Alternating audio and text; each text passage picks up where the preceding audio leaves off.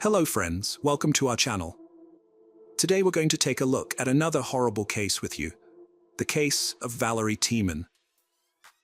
Valerie Tieman was born on December 31, 1981, in Salem, Virginia. Valerie Joy Harmon was the child of Sarah Jean Sampson Harmon and Jean Allen Harmon. She grew up in Greenville, South Carolina, and graduated from Hampton Park Christian School in 2000. Valerie then earned her cosmetology degree from Bob Jones University. Known for her warm, friendly smile and outgoing personality, Valerie was passionate about drama and speech. She enjoyed music, playing the piano and flute. Using her cosmetology skills, Valerie worked in salons, spas, and pageants, helping others look and feel their best. Valerie met Matt through a mutual friend when she was 22. Despite their contrasting personalities, Valerie was outgoing and cheerful, while Matt was more withdrawn. They made it work. The couple got married in 2004 and initially lived harmoniously in Matt's small house after their honeymoon. However, Valerie's parents soon noticed changes in her behavior. Matt tightly controlled their finances, forcing Valerie to open a separate bank account to save personally. As time passed, Matt's behavior worsened, as he sought to control every aspect of Valerie's life and blamed her for all their problems. Valerie endured much emotional pain, but eventually reached her breaking point. After 10 years, she divorced Matt, seeking a fresh start. Luke Tieman brought a fresh start to Valerie's life, helping her put her past problems behind her. With his 10-year Army background, including service in Iraq and Afghanistan, Valerie saw him as a reliable and loving partner. Her relatives noticed a significant change in her as she became cheerful and smiling once again, just like 10 years prior. The couple got married on June 6, 2014, and began living at Luke's parents' house in Fairfield, Maine, while Valerie's parents resided in South Carolina. After visiting her family in South Carolina, Luke and Valerie returned to Maine in August 2016. On August 24, 2016, Valerie's mother, Sarah Jean Harmon, had her last conversation with her daughter through text messages.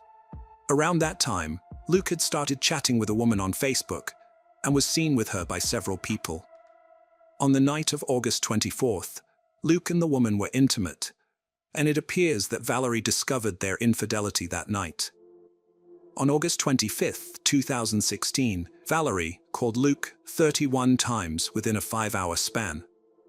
A mutual friend of the couple contacted Valerie via Messenger, informing her that Luke was involved with other women and claiming they were separated. Valerie responded with several messages, expressing her heartbreak and conveying that God had a plan and that Luke would never find a better woman than her, and that he had lost her. On August 26, 2016, Luke Tieman moved in with the woman he was having an affair with, claiming to her that his wife Valerie had left him for another man. Meanwhile, Valerie's parents, Sarah Jean and Allen Harmon, were growing concerned because Valerie, who had been calling them every week, had suddenly stopped responding to their calls and texts. After a week of trying to reach her, they decided to contact Luke, asking how he and Valerie were doing. The next day, Luke replied, saying they were fine and that he loved her very much. However, another 13 days went by with no word from Valerie, prompting her parents to reach out to Luke's father for help. To their shock, Luke's father told them that Valerie had been missing for about 2 weeks and that they had not seen her. He even asked what to do with her belongings. When Allen confronted Luke about why he hadn't told them about Valerie's disappearance, Luke claimed he was waiting for Valerie to contact her parents herself, as he didn't want to speak poorly of her. He repeated the story that Valerie had left him for another man, but her parents knew it was untrue. It was out of character for Valerie, and they were certain she would have reached out to them because she knew they would worry. On September 9, 2016, Allen filed a report with the Fairfield Police Department stating Valerie was missing. The detectives launched an investigation, which began with a visit to Luke Tieman's parents, where Valerie had been living with her husband. During the visit, they spoke with Luke's mother, Laurel Tieman, but she claimed to have no knowledge of their whereabouts. As a result, the detectives left without gaining any new information. Valerie's parents had always thought it was difficult for their daughter to live with Laurel, who they saw as overbearing. 2 weeks after Valerie's disappearance, Laurel packed all of her belongings into garbage bags. This action clearly reflected Laurel's attitude towards her daughter-in-law. She seemed unconcerned about Valerie's well-being and was primarily motivated by a desire to clear the house of her belongings. The police were searching for Luke Tieman to ask him some questions, but he was nowhere to be found. They went to his home, but he wasn't there. And his parents claimed they didn't know his whereabouts. However, 5 days after Valerie's disappearance, Luke unexpectedly contacted the police himself, stating that he was aware they wanted to speak with him. During the conversation, the detectives asked him about Valerie and the last time he saw her. Luke's response was peculiar. He explained that, about 2 weeks prior, he and Valerie had stopped by the local Walmart to purchase some groceries. While he went inside the store, Valerie stayed in the car. When he finished shopping and returned to the vehicle, Valerie was gone. Luke claimed that he tried to reach her by calling and texting, offering to take her back. He also revealed that his marriage to Valerie was on the verge of collapse. According to him, Valerie had mentioned another man during a conversation, leading him to believe she was having an affair. Despite this, Luke didn't know the man's identity or address, and he assumed Valerie had left him for this unknown individual. Valerie's family, however, insisted she had never mentioned anyone else besides Luke Tieman in her life. The police made a public appeal through the media, releasing a photo of Valerie and asking anyone who had seen her in the recent weeks to come forward with information for the detectives. The circumstances surrounding her disappearance from the Walmart parking lot, including her belongings being found in garbage bags, seemed suspicious. It was also unclear why Luke Tieman, Valerie's husband, had made no effort to search for her, possibly due to being preoccupied with another woman.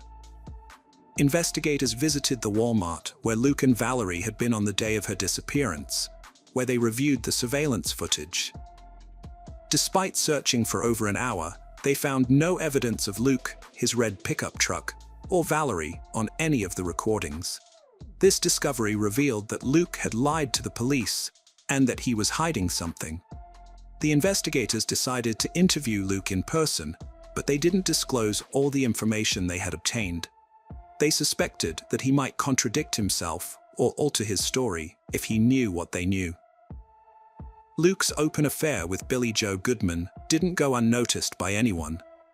While he admitted to cheating on Valerie, he claimed it was an attempt to heal from their recent breakup. Billie Jo, however, had a string of failed relationships behind her, but when she met Luke, she believed he was the one with whom she could build a stable future. This new development led investigators to a crucial question. Did Valerie pose a threat to Luke and Billie Jo's budding relationship? Was it possible that the couple wanted to start anew, and Valerie's presence was an obstacle they decided to eliminate to ensure their plans went undisrupted? The police interviewed Billie Jo, who claimed she thought Luke had divorced his wife. When questioned, she denied any knowledge of Valerie Tieman's disappearance. Meanwhile, a local informant tipped off the police about a driver's license found in a parking lot near Billie Jo's home, and it belonged to Valerie. This discovery raised suspicions, as it seemed unlikely that Valerie would abandon her belongings and identification to run off with someone else.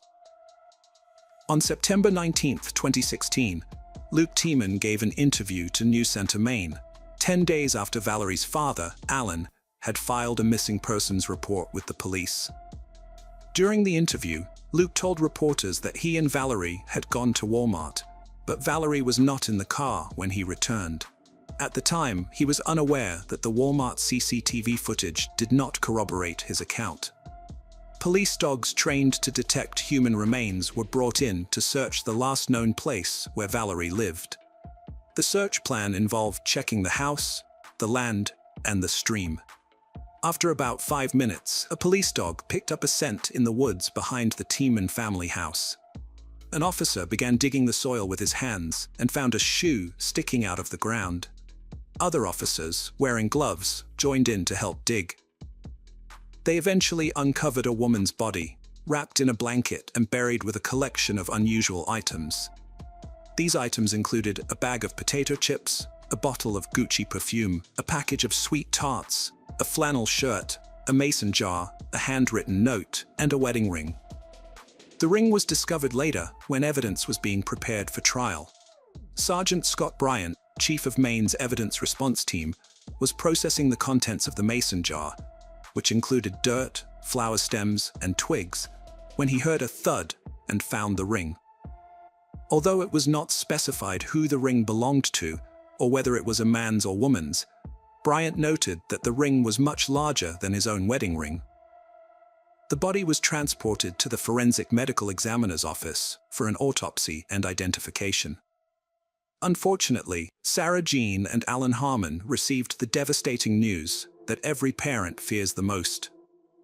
The body discovered behind the Tieman family house was identified as their daughter, Valerie. Valerie lived in the house with Luke, as well as his parents and younger brother Sam.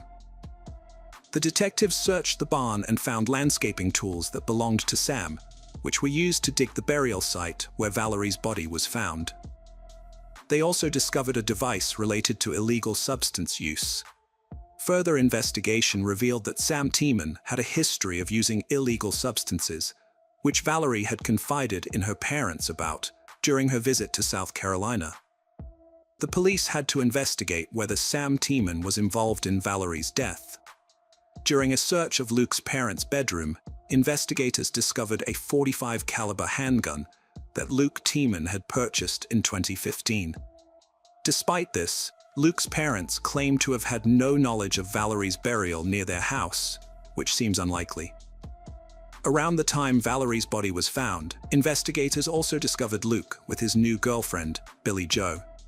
Luke Tieman was arrested and taken in for questioning. He told investigators that Valerie had died from an overdose on August 25th, about a month prior, due to her use of illegal substances. According to Luke, he didn't inform Valerie's parents about her death because he wanted to spare them the knowledge of her drug use. Instead of calling 911, he left her body in bed until evening, then wrapped her in a blanket, added a note, and buried her in the woods behind the house with the help of his brother Sam. According to Luke, Valerie did not have any physical injuries before she died. However, the autopsy results revealed that Luke was not telling the truth. Although Valerie's blood showed no traces of banned substances, it did contain prescription drugs. But that was not the most astonishing finding. Valerie died from 2 gunshot wounds, one to the head and the other to the neck. The ballistics examination indicated that the bullets removed from Valerie's body came from a .45 caliber handgun. Significantly, this handgun matched the one found by investigators in Luke's parents' bedroom during a search. Luke admitted to buying the gun about a year prior, claiming it was for his father. Despite this, he denied knowing that Valerie had been shot. Luke Tieman, 32, has been charged with the murder of his 34-year-old wife, Valerie Tieman. Although his parents and younger brother were investigated, no evidence was found to implicate them. Luke claimed that his brother, Sam, helped him bury Valerie's body, but the police found that Sam was not at home at the time, and it remains unclear whether Luke's parents were aware of or involved in Valerie's death. It is noteworthy that they did not report hearing 2 gunshots on April 2, 2018. The trial began in Somerset County Superior Court in Skowhegan, Maine, with opening statements marking the start of a 5-day trial. Luke pleaded not guilty, arguing that he had been framed. He claimed that he would not have left incriminating evidence, such as an engagement ring and a note, near the body, but forensic examinations linked all the items found with Valerie's body to Luke Tieman. A computer forensics expert testified, revealing that Valerie's phone was last used on August 25, 2016, the day the police believe she died. The detective explained how tracking cell phone usage can help determine an individual's location at the time of a call. Valerie made 31 calls to Luke on the same day he allegedly spent time with his new girlfriend, Billie Joe. Luke only answered the last call, which lasted around 13 minutes. The police believe he was at home when the call ended.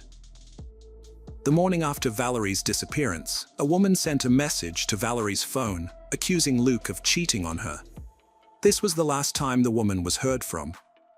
Luke's defense team questioned the authenticity of these phone records. In court, Luke's younger brother, Sam Tieman, testified against him. Luke had told the police that Sam helped him bury Valerie's body, but Sam denied any involvement, claiming he was working 2 hours away at the time and had his work log as proof. Sam told the court that he confronted Luke after hearing he had implicated him, and Luke responded by saying, "What else do you do with a dead body?" The police continued to press Luke about who shot Valerie, even suggesting that his brother Sam or their parents might be involved. Luke insisted that they were incapable of such an act. The officers wondered if Luke might have blacked out due to his PTSD, which he had previously claimed would sometimes cause him to become enraged and forgetful afterwards. Several witnesses called by the prosecutor testified in court about the private lives of Luke and Valerie Tieman. They gave detailed accounts of how the couple frequently used significant amounts of illegal drugs. Additionally, they stated that Luke had informed people he was getting a divorce around the same time Valerie went missing. Luke's former girlfriend, Jackie Spencer, revealed to the jury that she had a close relationship with the couple and had even served as the maid of honor at their wedding. She stated that she had personally witnessed Valerie and Luke using various illegal drugs together. Furthermore, she testified that Luke had begun sending her numerous text messages around the time Valerie vanished, suggesting that he may have been interested in pursuing a romantic relationship with her. The jury was shown evidence from the crime scene, which included a video that depicted the approximately 3-minute walk from where Valerie's body was discovered to the Tiemans' home. The video footage revealed an overgrown, all-terrain vehicle trail winding through a thickly forested area, a common feature found behind many rural homes in Maine. The defense team, representing Luke, raised objections to certain pieces of evidence, including gardening tools found in a shed near the property and a .45 caliber handgun discovered in one of the rooms of the home. They contended that the prosecution had failed to establish ownership of these items, suggesting that someone else in the household may have had access to them. During the trial, Luke Tieman acknowledged that he had changed his story multiple times, alleging that detectives had coerced him into providing false testimony. He insisted that he had no reason to kill his wife and that there was no DNA evidence connecting him to the crime scene. The prosecutors, however, argued that Tieman was the only person who could have harmed Valerie, and that all the evidence pointed to his guilt. The jury took less than an hour to deliberate before finding Tieman guilty. At the sentencing hearing, Valerie's mother expressed her grief and outrage, denouncing Tieman as an evil-hearted man who still refused to accept responsibility for his actions and demanded a life sentence. In contrast, Tieman's mother begged the court to consider her son's entire life and to balance justice with compassion. Ultimately, Tieman received a 55-year prison sentence, which was longer than his family had hoped.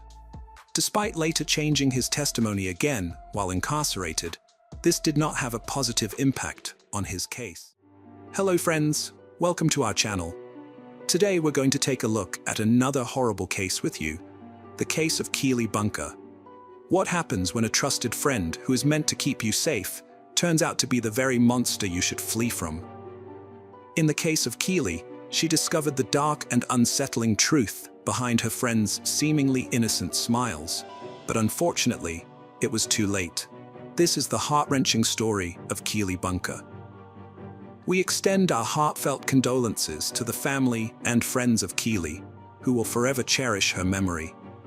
Before the 19th of September 2019, Keely, was full of life.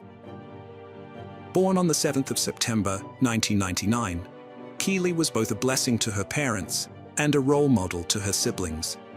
Her mother described her as a precious and beautiful daughter, while her sister described her as one of the most vibrant, caring, and beautiful souls this earth has ever seen. She was a go-getter who had worked her way through the hurdles of life to get a degree and become a teacher. On the day she met her tragic fate, she was to go in for an interview to become an assistant teacher. But that promising life was cut short by her childhood friend, Wesley Street. Wesley and Keely had known each other since they were in infant school. Although they might not have been best of friends, they were quite close because they maintained their friendship through the years. It was for this reason Keely invited him to her 20th birthday celebration after the musician H's concert at the O2 on the 18th of September 2019. Keely was very excited about that day. On the day of the concert, Keely and her best friend, Monique Riggin, met Wesley at the New Street station in Birmingham. After the concert, the trio went to a nightclub where they partied till 2:40 a.m. Then they got a taxi back to Tamworth, where they stayed. Keely's house was a walking distance from where they alighted, and Monique had asked her to stay the night due to concerns about her safety. But Keely didn't want to miss the job interview she had fixed the next day, and said, "I've got Wes, he'll walk me back, it'll be fine." That was the last time Monique saw her. The next day, Keely didn't get to the interview, and friends and family tried to contact her. By 5:30 p.m. that day, her father filed a missing persons report. After reaching out to friends, the police discovered Wesley was the last person to see her, and he was immediately brought in for questioning. The 20-year-old man claimed to have parted ways with Keely when they reached a telephone box close to his home, leaving her to walk the rest of the path alone. As part of the investigation, the police officers told him to take them to the exact location, and he pointed it out. He even showed the officers the exact route they had walked to that very spot, and they couldn't be more grateful for his help, so they let him go. But at 9 p.m., her uncle, Jason Brown, who was part of the search party, discovered Keely's body submerged in a pond in Wigington Park in Tamworth. Her clothes had been taken off, and there were marks on her neck, indicating that she had been strangled to death. It was a horrifying sight. Wesley immediately became the first suspect. The police arrested Wesley, and the interrogation began. He stuck on the fact that he had left Keely alive at the telephone box. But when they went through his mobile phone, his GPS showed that he went to the location of the murder 7 times that day. And when he tried to argue his innocence, the CCTV footage showed him and Keely by Tamworth Rugby Club later than the time he claimed to have left her. His bank card and jacket were found in the park, and the post-mortem examination of Keely revealed Street's DNA. With this evidence, he was charged with the sexual assault and murder of Keely. Initially, during the trial, Wesley kept arguing his innocence. He mentioned that he was so drunk, he messed up the description of how the night went. He promised that he had left her happy, and she seemed happy. However, later into the trial, he claimed to have accidentally killed her during consensual sex in the park. He said Keely had flirted and teased him as they walked home, and in the end, they had found themselves in the park. But you should note that before that confession, he claimed that they were childhood friends who had never entertained any ideas of romance, so it was clear that he kept changing his statements to go in line with the evidence that was being presented. Wesley went on to describe how his GPS location showed him returning to the murder spot several times that day. He said that after accidentally murdering her during a moment of passion, he dumped the body in the pond and kept returning to the location to cover Keely with branches. When he was asked why he didn't tell the truth, when he was asked by the police and Keely's relatives before the body was discovered, he said, "I didn't know how to act and explain to other people how she died, because I felt embarrassed in myself and very scared to explain to the police, everyone, my mom and dad. However, the evidence presented by the prosecution showed otherwise. On their walk home, Wesley had persuaded Keely to go towards the rugby club close to the park on the pretext of going for a smoke. On getting to the park, he had forced himself on her and held her in a chokehold while she was fighting for freedom. His claims that he killed her in a moment of passion couldn't have been possible because it would take more than a few seconds for her to die. Then, when she died, he took her to the pond, covered her up with branches, and went home. The evidence presented before the jurors was already enough to find him guilty. But before the sentencing date, more chilling evidence about Wesley's horrible nature came to light. Due to the severity of the case, media outlets were quick to post details about the trial. This unknowingly triggered a reaction from women who had been previous victims of Wesley. In the court, Wesley portrayed himself as a young man who had made innocent mistakes. His father also testified that he was autistic and needed help understanding the proceedings of the trial. However, 3 women who had been victims of his sexual assault came forward to completely refute any claim of his innocence. In the year 2015, he sexually assaulted a 16-year-old girl. In 2017, his victim was a 15-year-old girl. And just a few months before Keely's death, his victim was another 20-year-old. Although investigations show there was a possibility there were more victims, those 3 were the only ones courageous enough to step forward. One of them told the court that she thought she was never going to get over it, but she had fought the sickening thoughts that almost overwhelmed her. Another said she was really scared to tell anyone because of how ashamed she felt. But after hearing about Keely's case, she just couldn't remain quiet. The third survivor shared how she blamed herself for the incident because she had gone to his house. Hannah Sway, the lead prosecutor, described Wesley's offense as a pattern of offending. She described Wesley as a man who tried to get what he wanted without having any regard for the consequences. She also mentioned that his innocent look and friendly character made his victims less wary of him.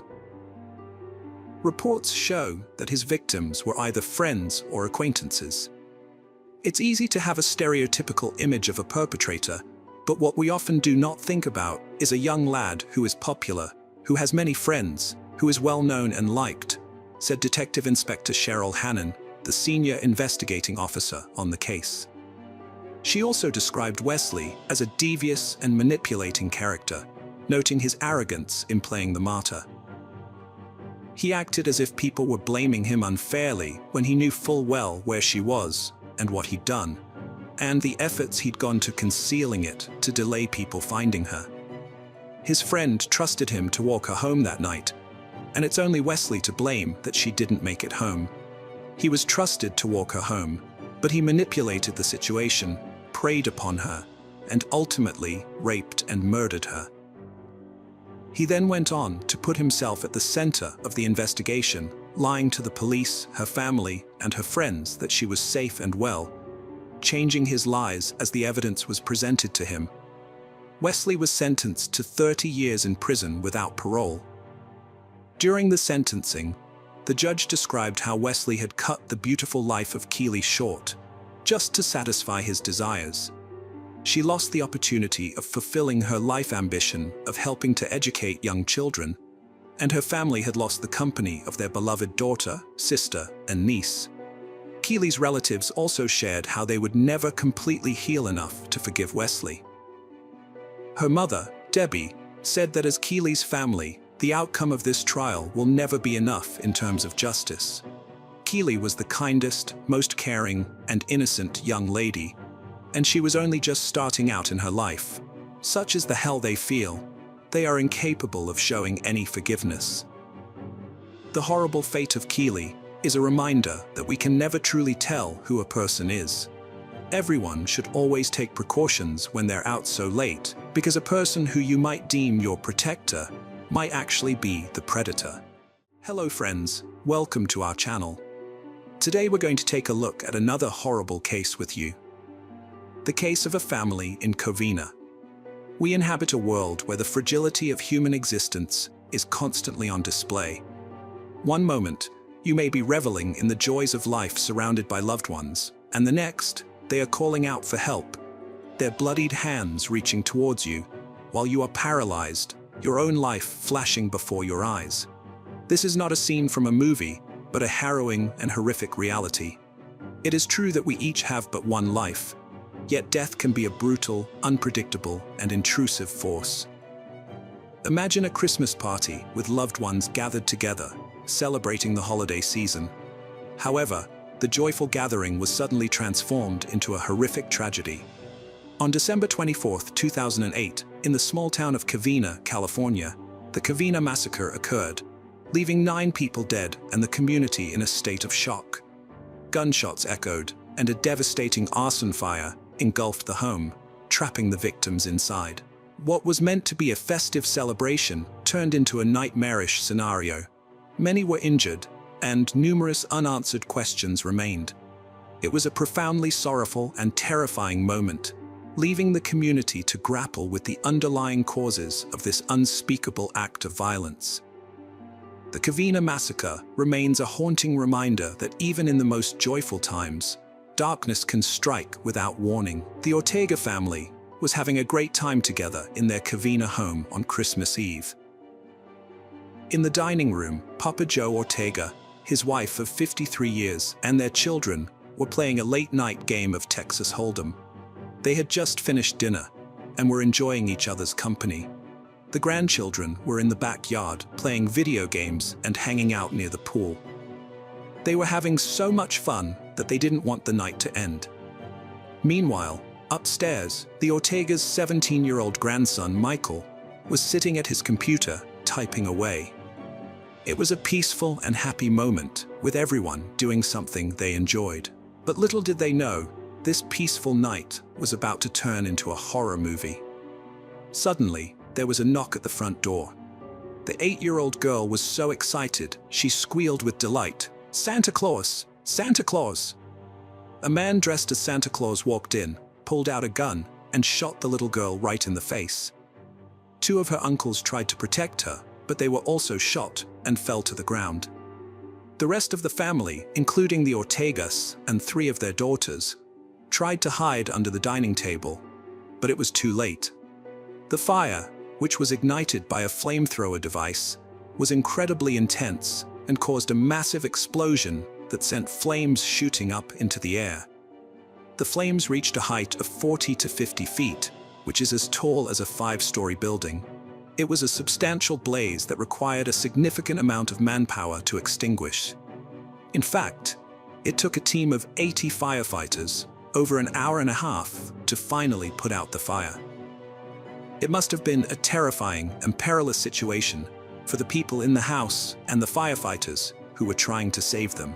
The fire was so intense that it made it extremely difficult to identify the victims. The flames were so strong that they severely damaged the bodies, making it impossible to recognize them. Therefore, the investigators had to use other methods to determine the identities of the victims.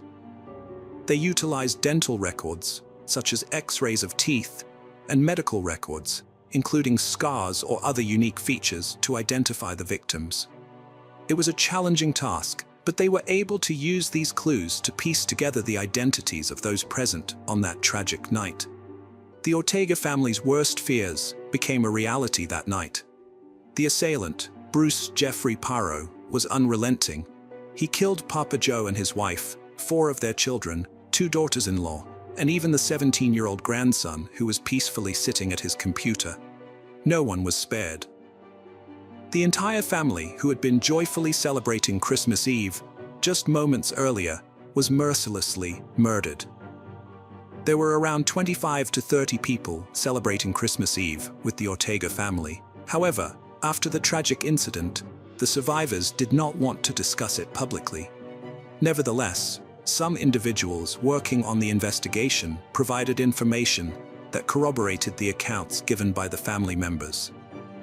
This information helps us understand what transpired within the house.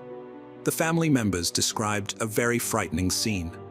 A man with a gun intended to harm and kill people. The family members attempted to flee and save their loved ones, but it was extremely challenging due to the overwhelming fear and confusion.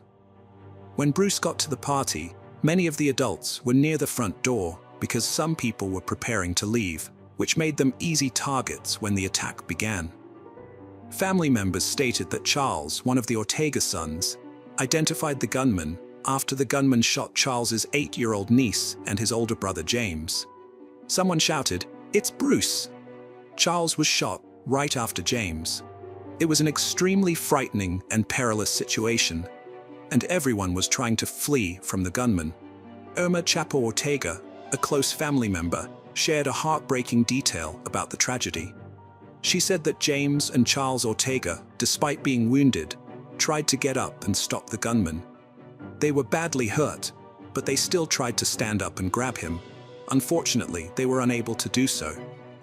Irma also said that the older Ortegas, Joseph and Alicia, and their 3 daughters, along with one of their daughters-in-law, Teresa, hid under the dining room table. She had been in touch with some of the family members who survived the attack, and they shared these details with her. Someone yelled out, "Run, run!" and chaos erupted. The Ortegas and 2 of their daughters, Sylvia and Alicia, might have been killed while they were still in the dining room, but their daughter Leticia, whose little girl was badly hurt, managed to survive. Leticia had hidden under the table for a short time, and she called 911 and told the police dispatcher that she heard the shots, and everyone started panicking and running, and they all dove under the dining room table. Chapa shared a heroic story about her cousin Leticia. She said Leticia saw her injured daughter stumbling out of the house and decided to flee.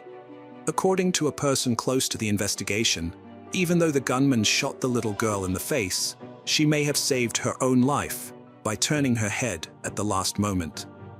The bullet hit her jaw, but fortunately, it did not kill her. The person who provided this detail preferred to remain anonymous, as the police were still investigating the incident. The investigators believe that most of the young people were saved because they were in the back of the house near the TV, likely playing video games, when the gunman started shooting. The 8-year-old girl was injured, and a 16-year-old girl was shot in the back, but fortunately they survived. The only young person who did not make it was Michael Ortiz, a 17-year-old who was sitting at the computer upstairs. Chapa said that Michael was probably killed by the explosion or fire that started when the gunman used a homemade device to set the house on fire.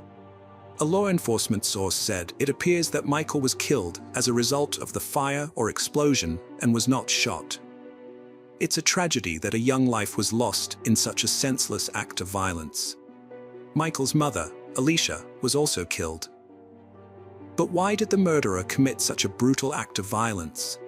Bruce, a 45-year-old man, was very angry about his marriage ending. He and his wife had just gotten divorced, and he was consumed by hurt and anger. Instead of dealing with his emotions in a healthy manner, he decided to take revenge on her and her family. He chose a tragic and devastating way to do it by attacking them at their annual Christmas party in Covina, California.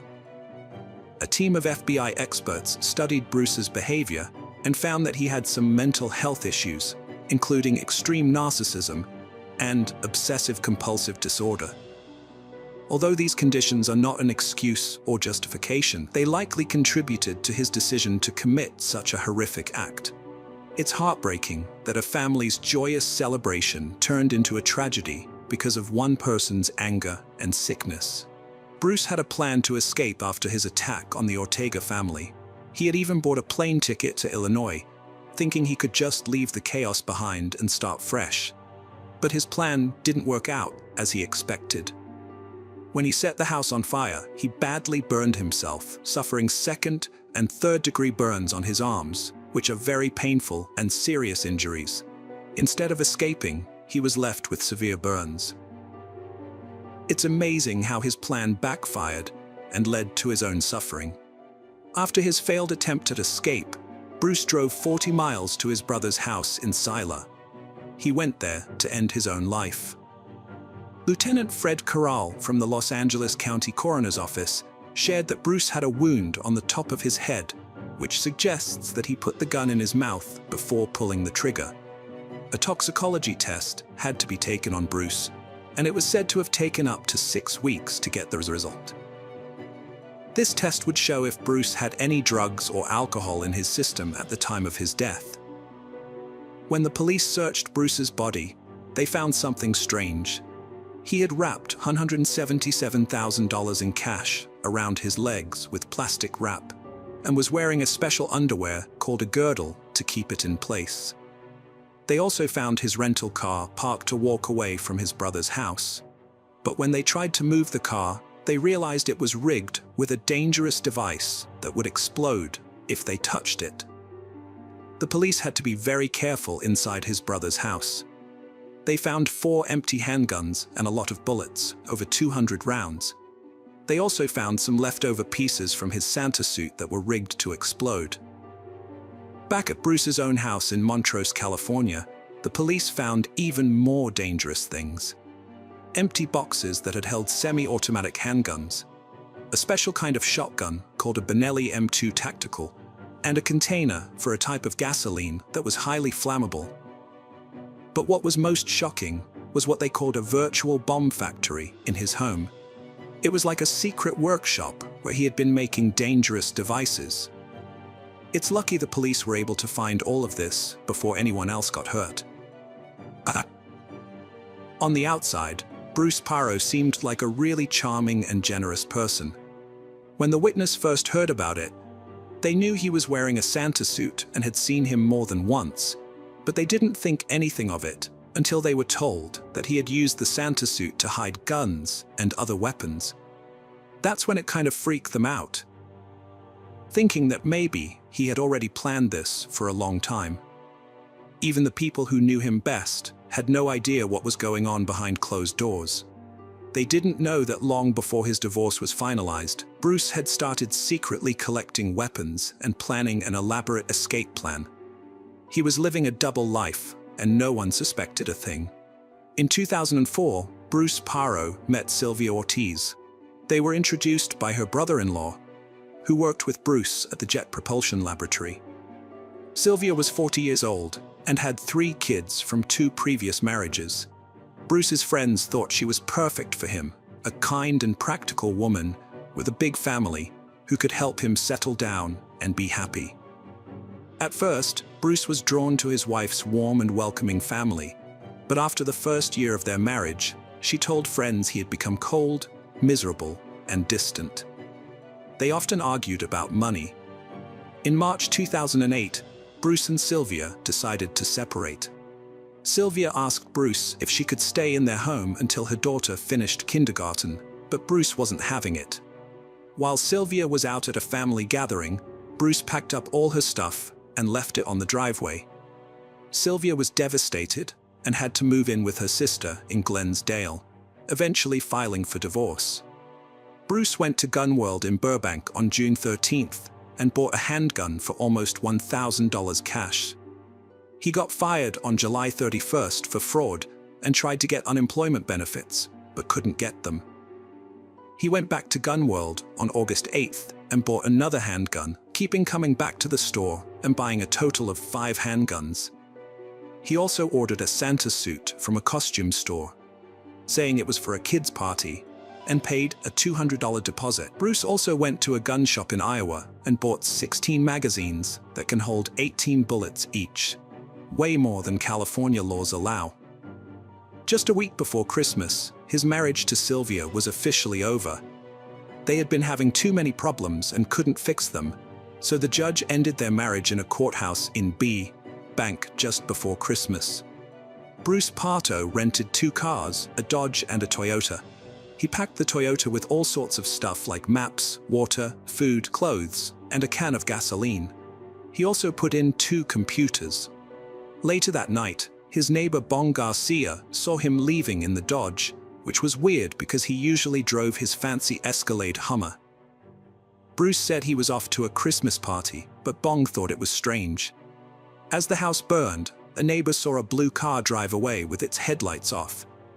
A pair of fake glasses and Santa's hat had been dropped in the front yard. Bruce drove to his brother's house in Salem, 40 miles away. He was badly burned with severe injuries on his arms, hands, neck, and legs. His Santa suit had melted into his skin, and he was in a terrible state. When his brother got home at 3:10 a.m., he found Bruce's body on the couch with 2 guns next to him.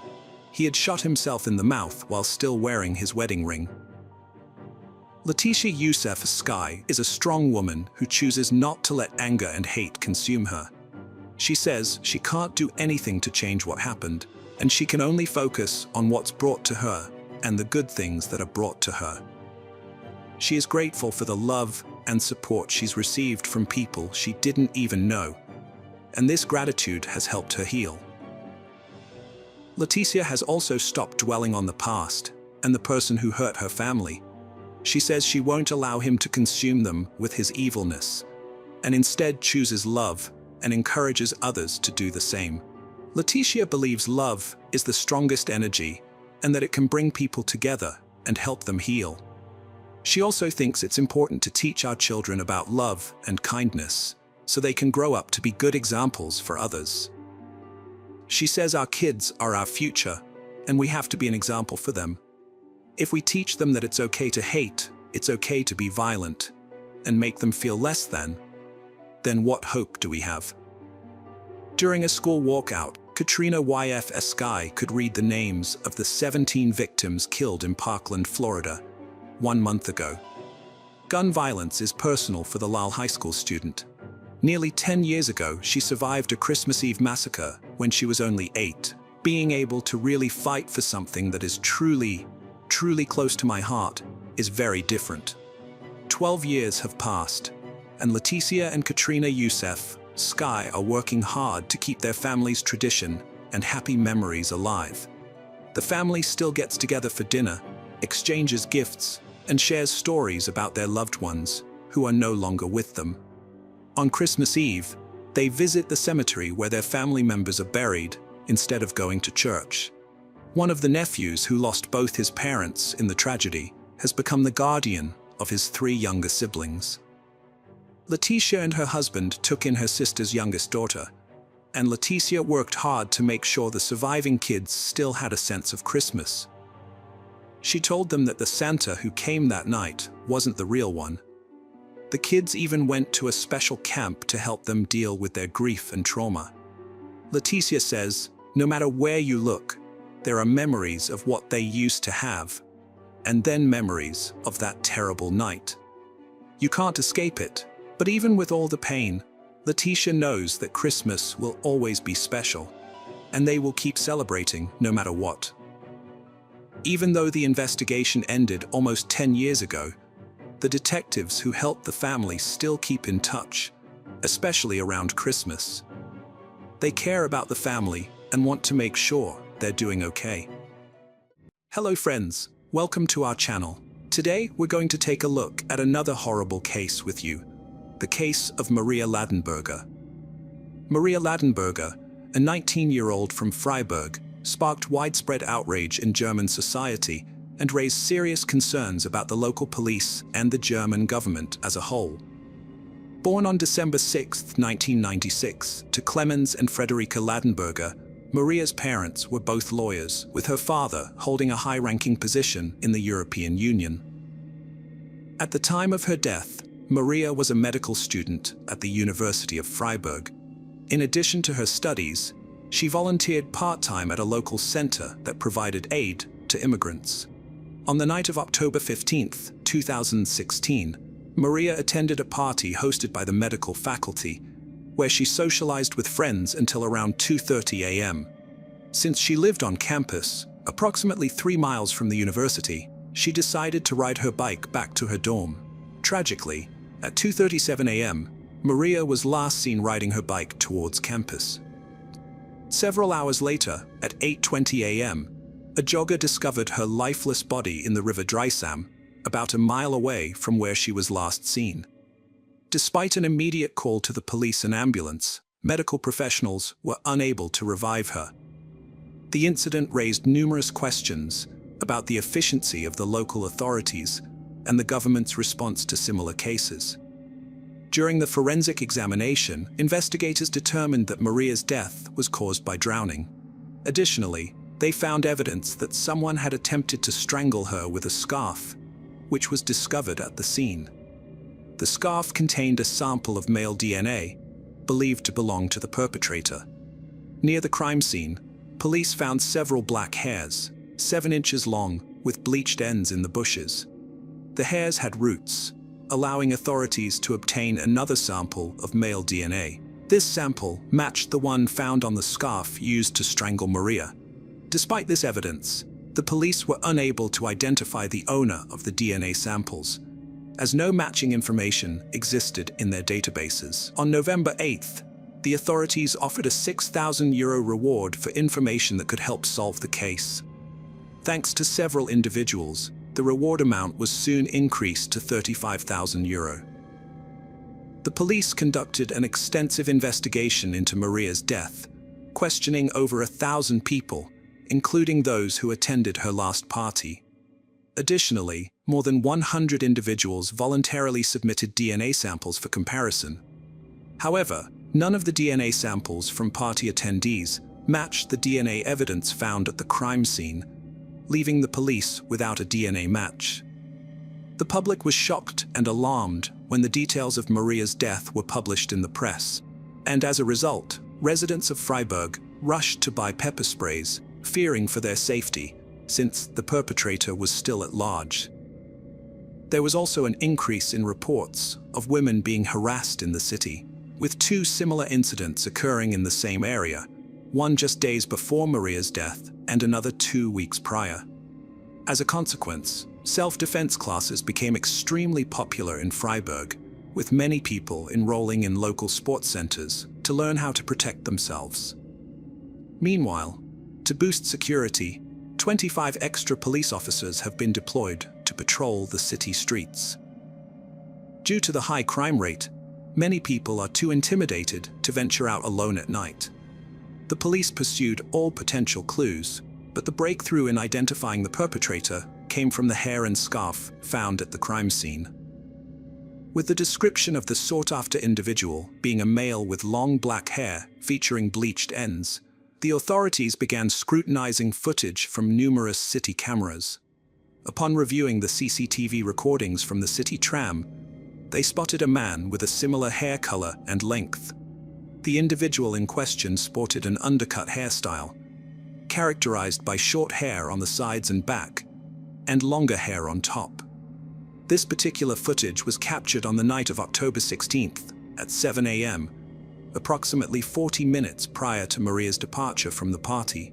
The suspect boarded a tram near the university and, after a 20-minute ride, disembarked at the final stop, which was less than a mile from the location where a jogger subsequently discovered Maria's body. Notably, the suspect had harassed 2 girls on the tram, though they eventually managed to extricate themselves from his unwanted attention.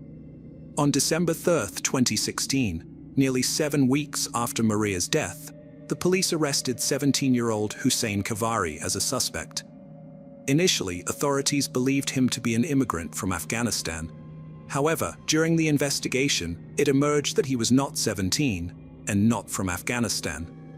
Kavari had entered Germany in November 2015 without an ID card, claiming to be from Afghanistan and born in 1999. Kavari said he was 16 when he arrived, but he lacked documents to support or disprove this. Due to his claimed age, Germany granted him asylum as an underage unaccompanied refugee. He was placed with a foster family in a scenic town near the Black Forest, where he attended school, learned German, and received government benefits. It turned out that fabricating his age was a common tactic, which provided advantages not only when applying for asylum, but also in case of committing crimes, as juvenile offenders face less severe punishment. The suspect's age will be revisited later, as it's just one aspect of his troubled biography. After the police arrested Hussein Kavari as the prime suspect in the Maria Ladenburger case, his image was published in the media. Although German media outlets blurred his face, TV channels and newspapers in other European countries did not. publishing unobstructed pictures of him. A Greek lawyer, Maria Eleni Nenkop, recognized Kavary after seeing his photos in the media.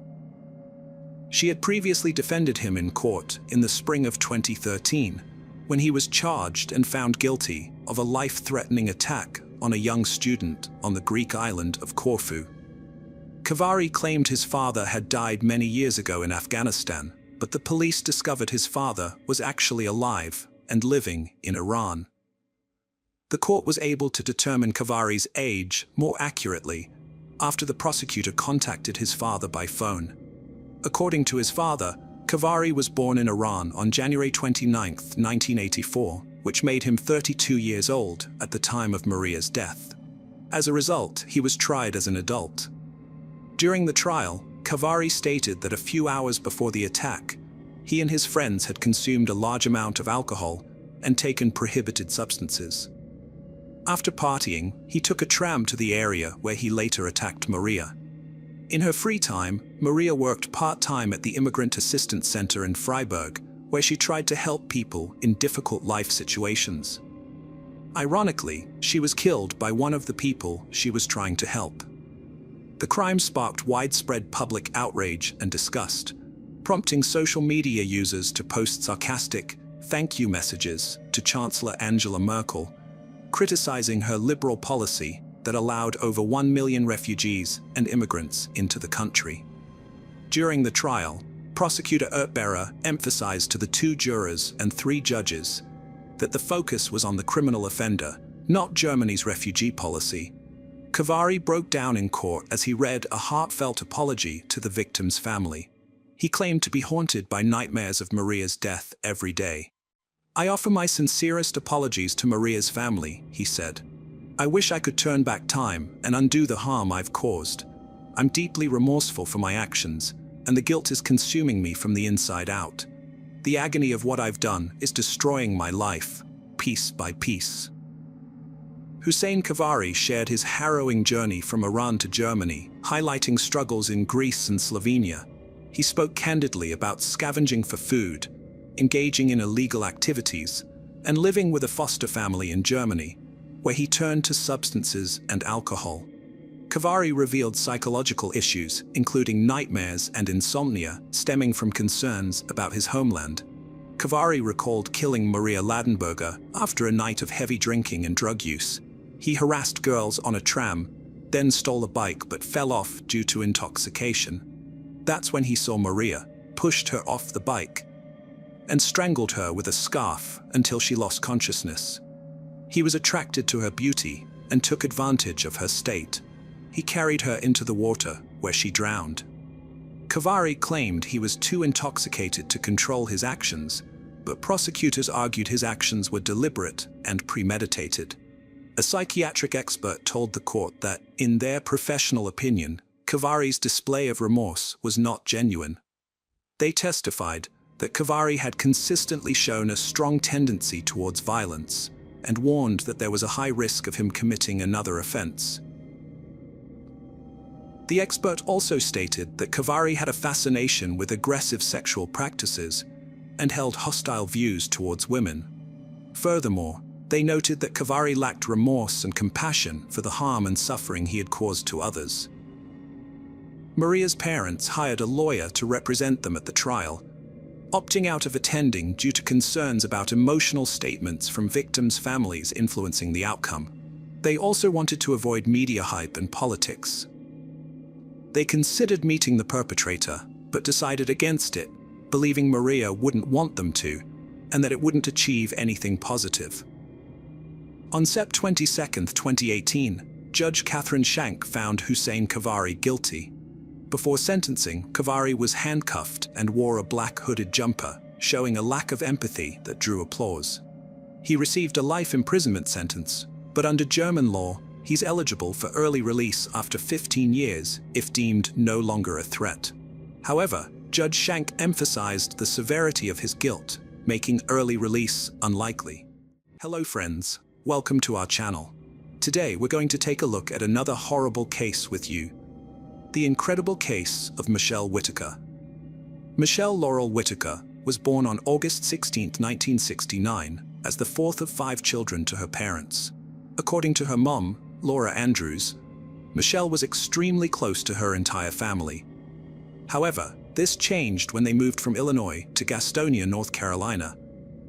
And Michelle's once happy demeanor began to fade. As she entered her teenage years, Michelle and her mom began to clash frequently, primarily due to her mom's strictness. After graduating from high school, Michelle got married, but the union lasted less than a year. Her inexperience and youth made it difficult for her to handle the problems her partner created. The abusive treatment by her husband marked the beginning of a prolonged and distressing period in Michelle's life. Those close to her believe this tumultuous period led to her later struggles. At the time, she struggled to cope and made poor choices as a result. After her divorce, Michelle's family moved to Spartanburg, South Carolina.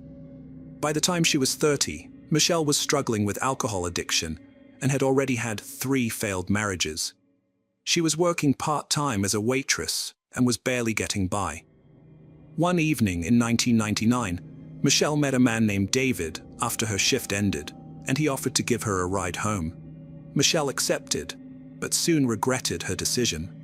Instead of taking her home, David took her to a secluded area where he assaulted her and forced her into intimate contact. He was arrested a year later, pleaded guilty to assault and battery, and received an 8-year prison sentence. Just before she disappeared, Michelle was arrested for driving under the influence of alcohol. Michelle's parents decided it was time to take drastic measures. They contacted the police and asked them to hold Michelle in custody until a spot in a rehabilitation center became available. Although it was a difficult decision, her parents felt it was the only way to help Michelle in her situation. However, Michelle became extremely upset by this, and from that point on, her relationship with her mother significantly deteriorated. Unfortunately, Michelle was mistakenly released from jail without receiving the court-ordered treatment for her substance and alcohol abuse. On August 5, 2002, Michelle had an argument with her mother and stormed out of the house in a bad mood. 3 days later, the man she was staying with contacted her mother, Laura Andrews, to inform her that he couldn't find Michelle after they had had an argument. This is how Laura learned of her daughter's disappearance. Laura immediately sought help from a friend who worked at the local police station. But the police, familiar with Michelle's lifestyle, advised her to wait a little longer, assuring her that Michelle would likely show up on her own. However, 2 weeks passed and Michelle failed to return home. On August 21, 2002, Laura filed an official missing persons report, and local law enforcement began investigating Michelle Whitaker's disappearance. During their investigation, they discovered the last place Michelle was spotted, a truck stop.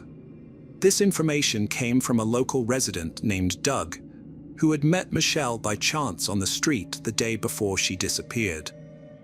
Doug recounted that he had stopped his motorcycle outside a bar where Michelle was sitting and struck up a conversation with her. Michelle told him that she had had a fight with her boyfriend and he had thrown her out of the house. Later that evening, they visited 2 bars together, playing a few games of billiards at one of them. They then took a ride on Doug's motorcycle until dawn, after which they went to his house. Thus, it was revealed that Michelle Whitaker had spent her last evening visiting local bars, and Doug was the last person to have seen her alive. This made Doug the prime suspect in Michelle's disappearance.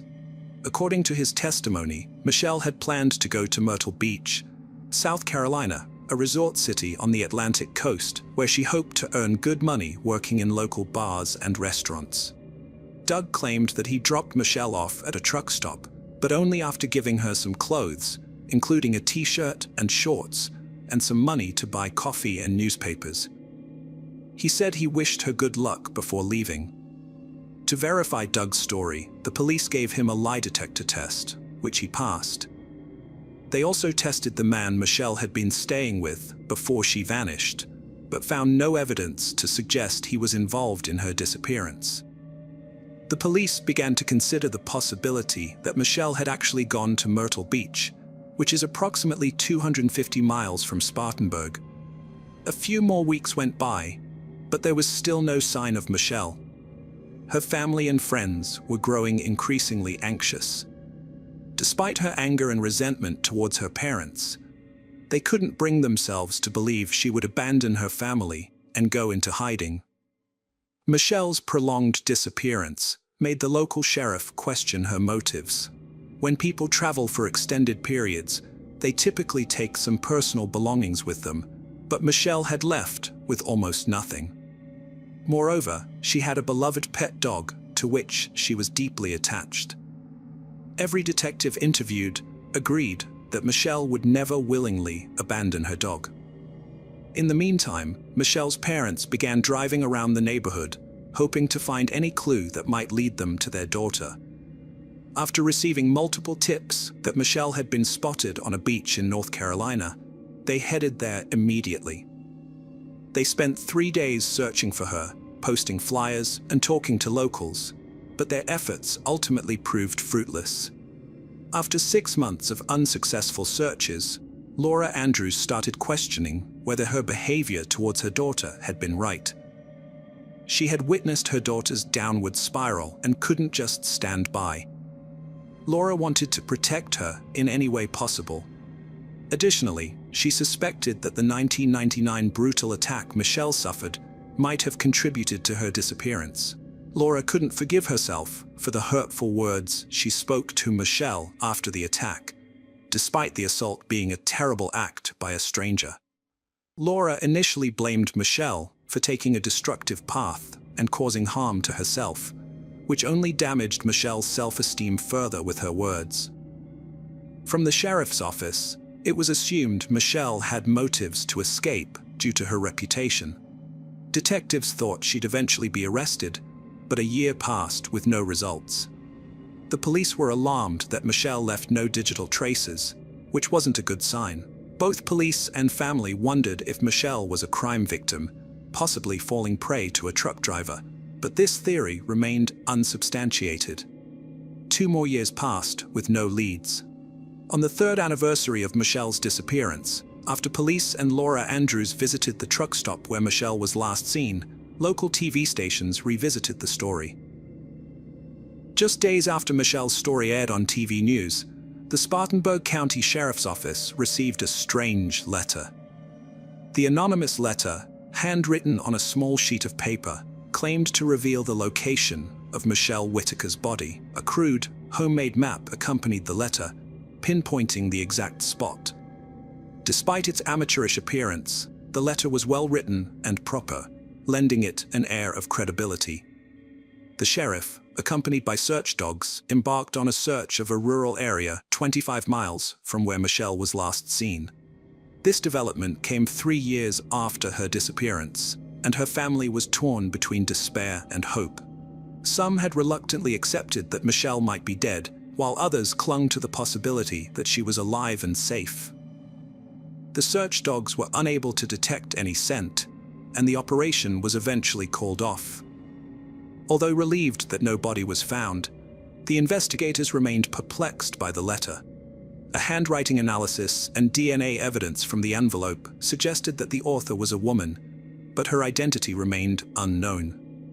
In 2006, Michelle's parents relocated to Rock Hill, South Carolina, which is 65 miles from Spartanburg.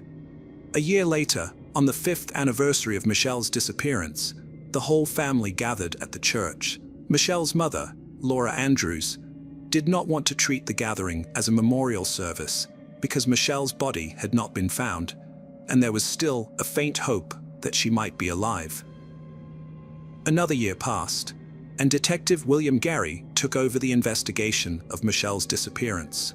At the time, he was handling a dozen unsolved cases, including Michelle's. Since many years had gone by without any evidence that Michelle was still alive, her case was considered a felony. The lack of evidence led the investigators to believe that something tragic had likely occurred. As the 6th anniversary of Michelle's disappearance approached on August 4, 2008, Detective Gary received a call from a woman claiming to know Michelle's whereabouts. She said Michelle was living in Oregon. The woman had seen Michelle's file on an episode of Forensic Files and a website created by Laura, which helped her recognize Michelle as a woman who had been living with friends for 6 years, unaware that her family had been searching for her. After receiving the mysterious message, the investigators were understandably cautious.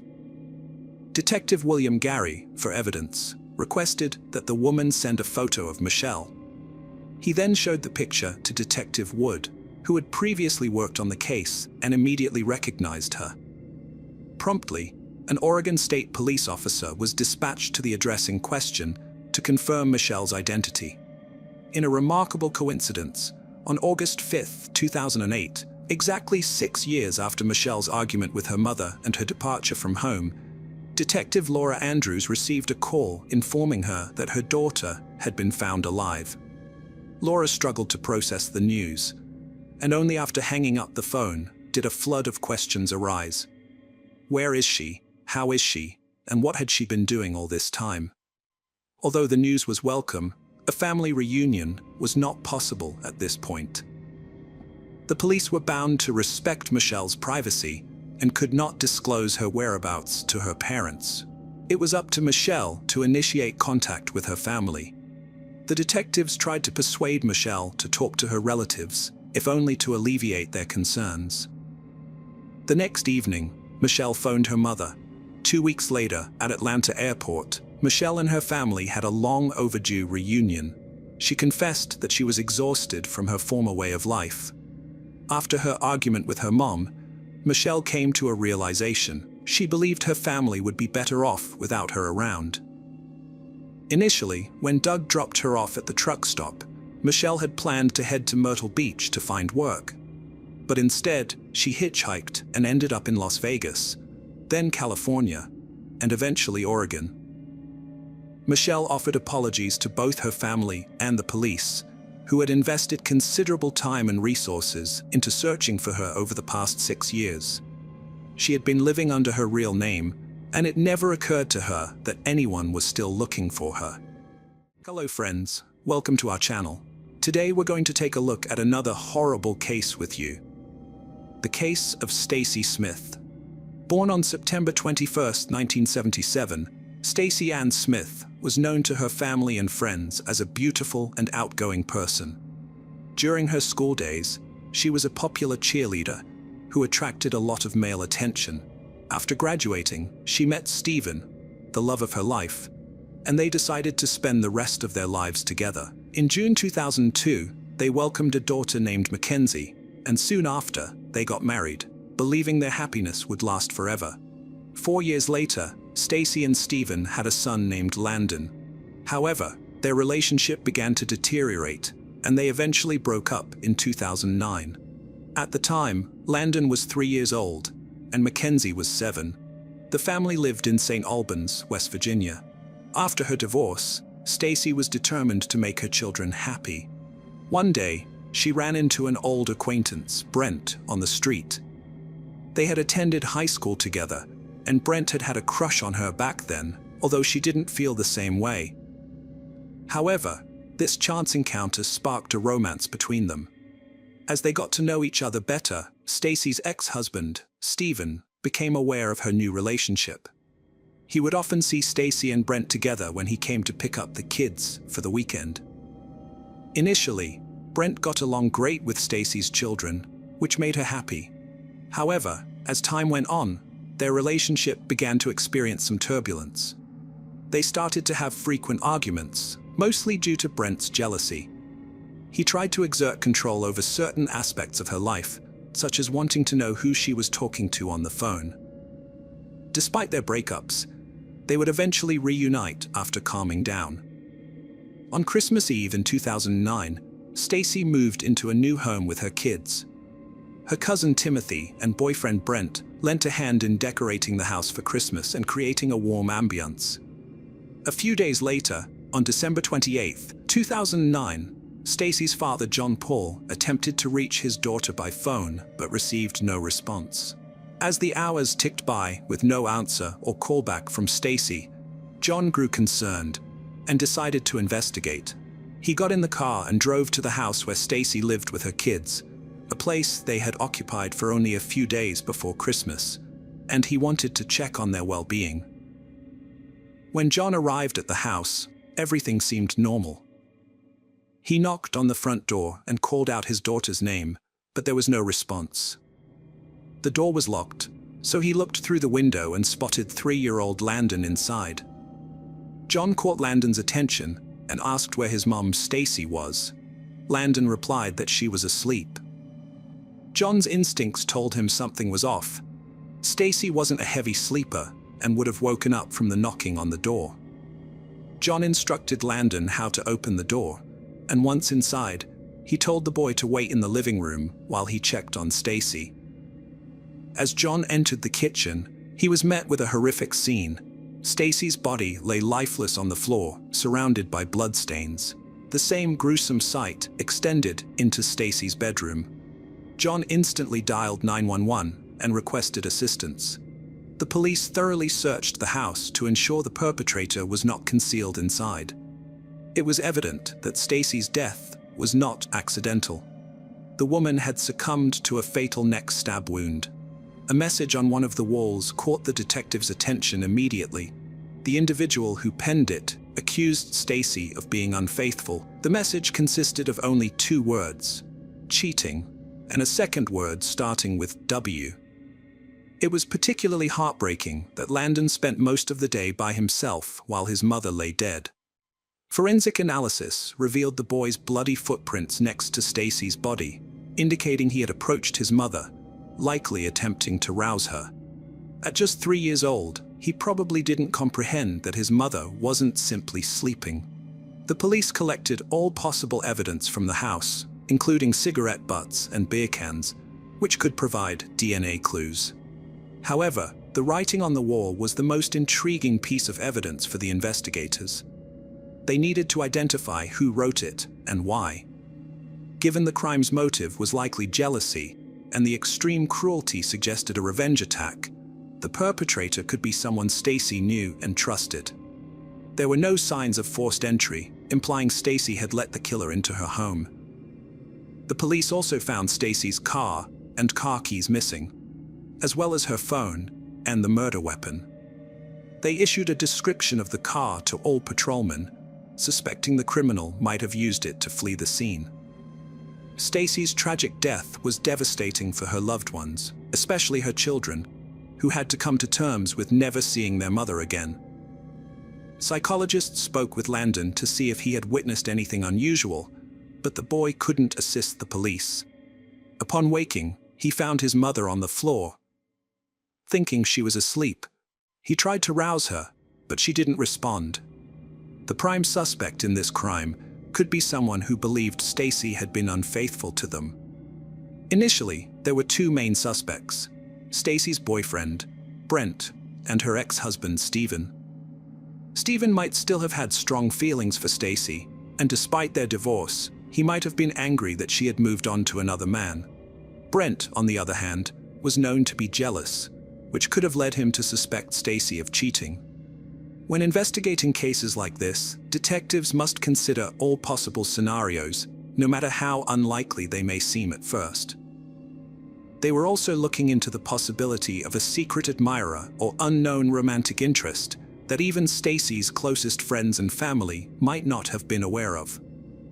As a young and attractive doctor's assistant, Stacy would have naturally attracted attention from men. While patrol officers were scouring the streets for Stacy's vehicle, investigators conducted interviews with her family members. Following these conversations, Stacy's boyfriend, Brent, emerged as the prime suspect.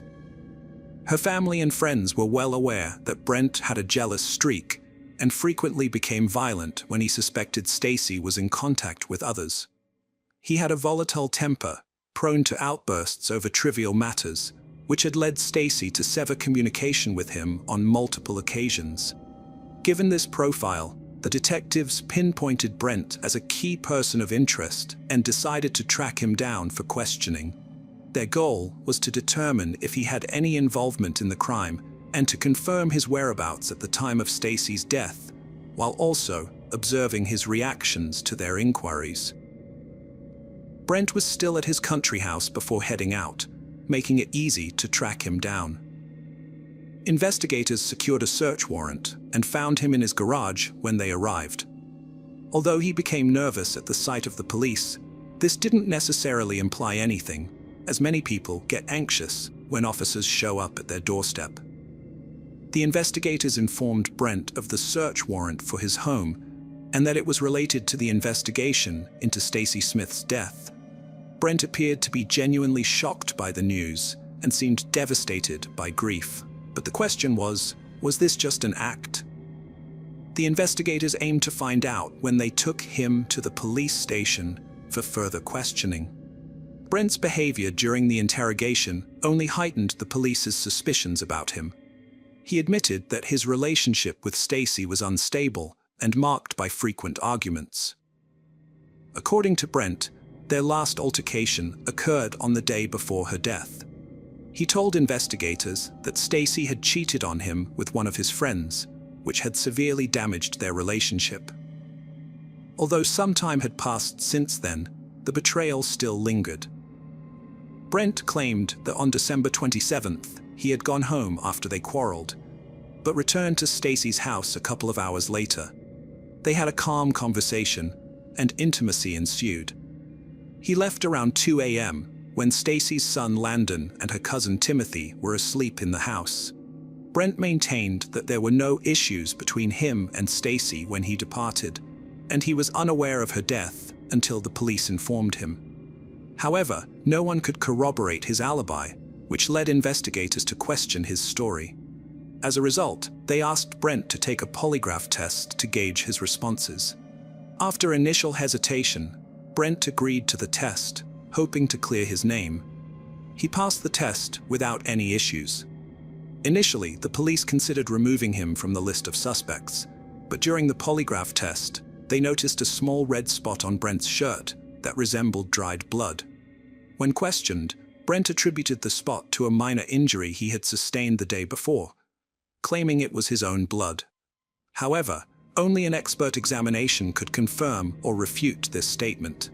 To verify Brent's testimony, the detectives decided to interview Stacy's cousin, Timothy, assuming Brent was telling the truth. As the last person to see Stacy alive, Timothy was a crucial witness. However, a major obstacle emerged. Timothy had vanished. Following the news of Stacy's death, the entire family gathered, but Timothy was nowhere to be found. He didn't answer his phone, and his whereabouts remained a mystery. This concerned both the family and the police, particularly given Timothy's history of substance abuse and potential debts. They feared that someone he owed money to might have taken revenge, but something had gone terribly wrong. Another stage has been added to the ongoing investigation. As previously noted, Stephen, Stacy's ex-husband, was one of the initial suspects in the crime. It's possible that Stephen was enraged by Stacy's relationship with Brent, even before their divorce was finalized. Although they were no longer living together, Stacy's actions may have offended Stephen, prompting him to commit the crime and leave a provocative message on the wall. Furthermore, one of Stephen's possible motives could have been related to his children, whom he only saw on weekends, and perhaps he wanted full-time custody. When Stephen arrived at the police station for questioning, he remained calm and composed, denying any involvement in Stacy's death. He claimed he would never harm the mother of his children. According to Stephen, his divorce from Stacy did not lead to animosity between them. In fact, he shared the same suspicion as her family, that Brent was responsible for the crime. Stephen provided an alibi for the night of the crime, which the police quickly verified, ruling him out as a suspect. Meanwhile, investigators searched for Stacy's car, only to discover that the vehicle in question was actually owned by her boss, Dr. William Casto. This raised the possibility of another romantic interest in Stacy's life. Further investigation revealed a romantic relationship between Stacy and Dr. Casto. Colleagues reported that the two were very close, And at some point, Dr. Casto had even given Stacy a car as a gift. This new information added Dr. Casto to the list of potential suspects, with the police considering the possibility that he might have discovered Stacy's relationship with Brent and taken drastic action. With all this in mind, the detective began searching for Dr. Casto, who didn't try to hide and went about his daily routine. After learning about Stacy's death and that the investigators wanted to speak with him, William Casto voluntarily went to the police station. During the interrogation, he admitted to having an intimate relationship with Stacy and giving her the car. According to him, they had been in a consensual relationship for several years before her death, and he would often help her with her problems. Casto denied any involvement in the crime, stating he had no motive to harm Stacy. He was forthcoming with the investigators, providing them with his alibi for the night of the crime. This solid alibi allowed him to be ruled out as a suspect. Now that Casto was no longer a suspect, the police still needed to identify who had written the offensive message in Stacy's house, and who she had offended so deeply. Was there another man in her life? The police had to find answers to these questions. Meanwhile, the police used GPS tracking technology to locate Stacy's car, which they found in a deserted parking lot, about 5 miles from her house. Investigators believed the vehicle held the key to solving the case. Patrol cars were dispatched to the location, and the car was towed to the police parking lot for forensic examination. Although Stacy's credit cards and personal belongings were found inside, there was no knife linked to the crime or any other evidence. A surprising development emerged in the investigation when the police looked into Timothy's background, Stacy's missing cousin. It turned out that he had a criminal history, including a previous conviction for a sexual offense and theft. According to the charges, Timothy had molested a girl, but he claimed she had lied about her age, and he thought she was above the legal age limit. Timothy served time in prison for this offense and was required to register as a sex offender, but he failed to do so. Timothy Ray Sutherland contacted the police 2 days after Stacy's death, claiming to be staying at a local motel and denying any involvement in her murder. However, he was wanted for arrest due to his failure to register as a sex offender. When the police arrived at the motel, Timothy had escaped, but his girlfriend told them he was hiding in an abandoned trailer on the other side of town. He was arrested on December 30th, 2009, and taken to the police station for questioning. During the interrogation, investigators asked Timothy to corroborate Brent's alibi, which was that he had stayed at Stacy's house with her and her son.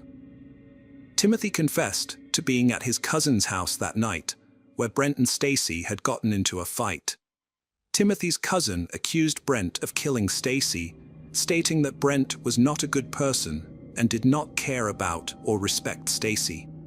When questioned about why he had left the crime scene, Timothy explained that he was afraid of being arrested due to his unregistered sex offender status. In essence, Timothy accused Brent of Stacy's murder. However, after receiving the lab report, these allegations became less credible. The dried blood on Brent's shirt was found to be his own, not Stacy's. As a result, the police could not find any evidence linking Brent to the crime.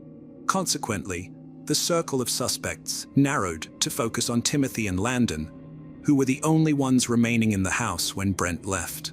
Clearly, 3-year-old Landon could not have committed this crime and written the offensive message on the wall, which meant Timothy was hiding something. The investigators noticed dried blood stains on Timothy's jeans and sent all his clothes to the lab for analysis. Despite this, he continued to insist that Brent was responsible for Stacy's death. The investigators persisted in questioning him, and eventually, he told the truth. Timothy Sutherland let Brent yell at his cousin, Stacy Smith, and she always forgave him.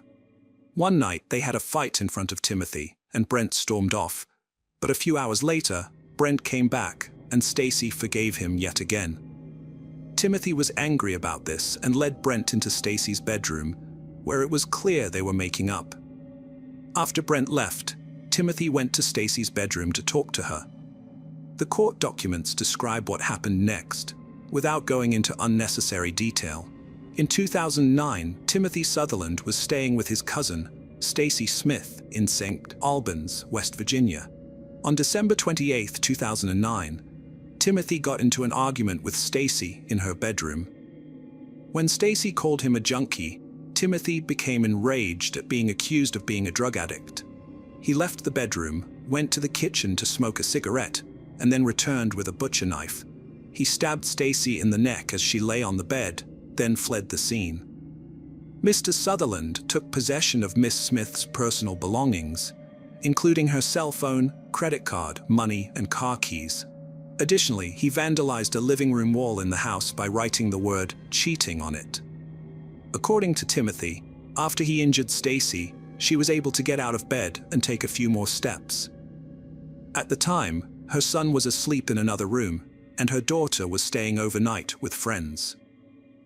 As Timothy recounted these events to the detectives, he became emotional and appeared genuinely remorseful. He also revealed the location of the murder weapon, stating that he had thrown the knife he used to kill Stacy out of the car window near her house. The police later found the knife at the exact location Timothy specified. Furthermore, laboratory analysis revealed that Timothy's jeans were stained with Stacy's blood. When questioned about the wall writings, he claimed he wanted to frame Stacy's boyfriend, Brent, as the prime suspect in her murder. Given their frequent arguments, he hoped people would assume Brent had killed her out of jealousy. However, Brent suspected there was more to it. He believed Timothy harbored romantic feelings for his cousin and was envious of her. That fateful night, Timothy sat in the living room armchair, overhearing Brent and Stacy's activities in the bedroom. Maybe his jealousy boiled over, causing him to lose control and commit an irreparable act. The police explored the possibility that Timothy might have attempted to coerce Stacy into a romantic encounter after Brent left, but they found no concrete evidence to support this theory. With only 2 people aware of what transpired that night, and one of them deceased, the truth remained elusive. Although Timothy Sutherland initially confessed to the crime during his interrogation, he later claimed innocence at his first court hearing in 2010. Despite this, the authorities had gathered sufficient evidence to secure a conviction. The central issue was whether the jury would believe the prosecutor's claim that the crime was premeditated, or the defense lawyer's argument that Timothy committed the crime in a fit of passion. The series of events leading up to the crime suggested that Timothy was fully aware of his actions. He had an argument with Stacy, left her bedroom, went to the kitchen to smoke a cigarette, and then returned with a knife. On March 18, 2011, the jury delivered a guilty verdict, and Timothy Ray Sutherland was sentenced to life in prison without the possibility of parole. 2 years later, in 2013, he attempted to appeal the verdict, but was unsuccessful. Hello friends. Welcome to our channel. Today we're going to take a look at another horrible case with you, the case of Savannah Gold. In 2017, Sherry's world was turned upside down in Florida when her daughter Savannah failed to show up for work at the restaurant where she was employed. Sherry was unaware that this ordinary day would be the last time she'd see Savannah. An hour later, the restaurant called Sherry to inform her that Savannah hadn't arrived for her shift, which was unusual since she had never missed work before. However, the events that unfolded after that call were even more bizarre. When Savannah's father received a message on her behalf, riddled with spelling mistakes and lacking punctuation, he instantly knew it wasn't his 21-year-old daughter who had written it. The impersonator claimed Savannah had met an amazing guy, fallen in love, and decided to elope with him, promising to call later. Savannah's father, Daniel Gold, carefully read the text message, paying close attention to its content. He knew his daughter well and was convinced that running away with her boyfriend was out of character for her. While Daniel studied his phone screen, trying to make sense of the message, Savannah's older brother Chris received a similar text saying she was leaving with her boyfriend and that she was okay. Daniel's instincts told him something was wrong, so he immediately started calling his daughter's phone, only to find it turned off. Savannah Page Gold was born on April 26, 1996, to Daniel and Sherry Gold. She lived with her parents and older brother Chris in Jacksonville, Florida.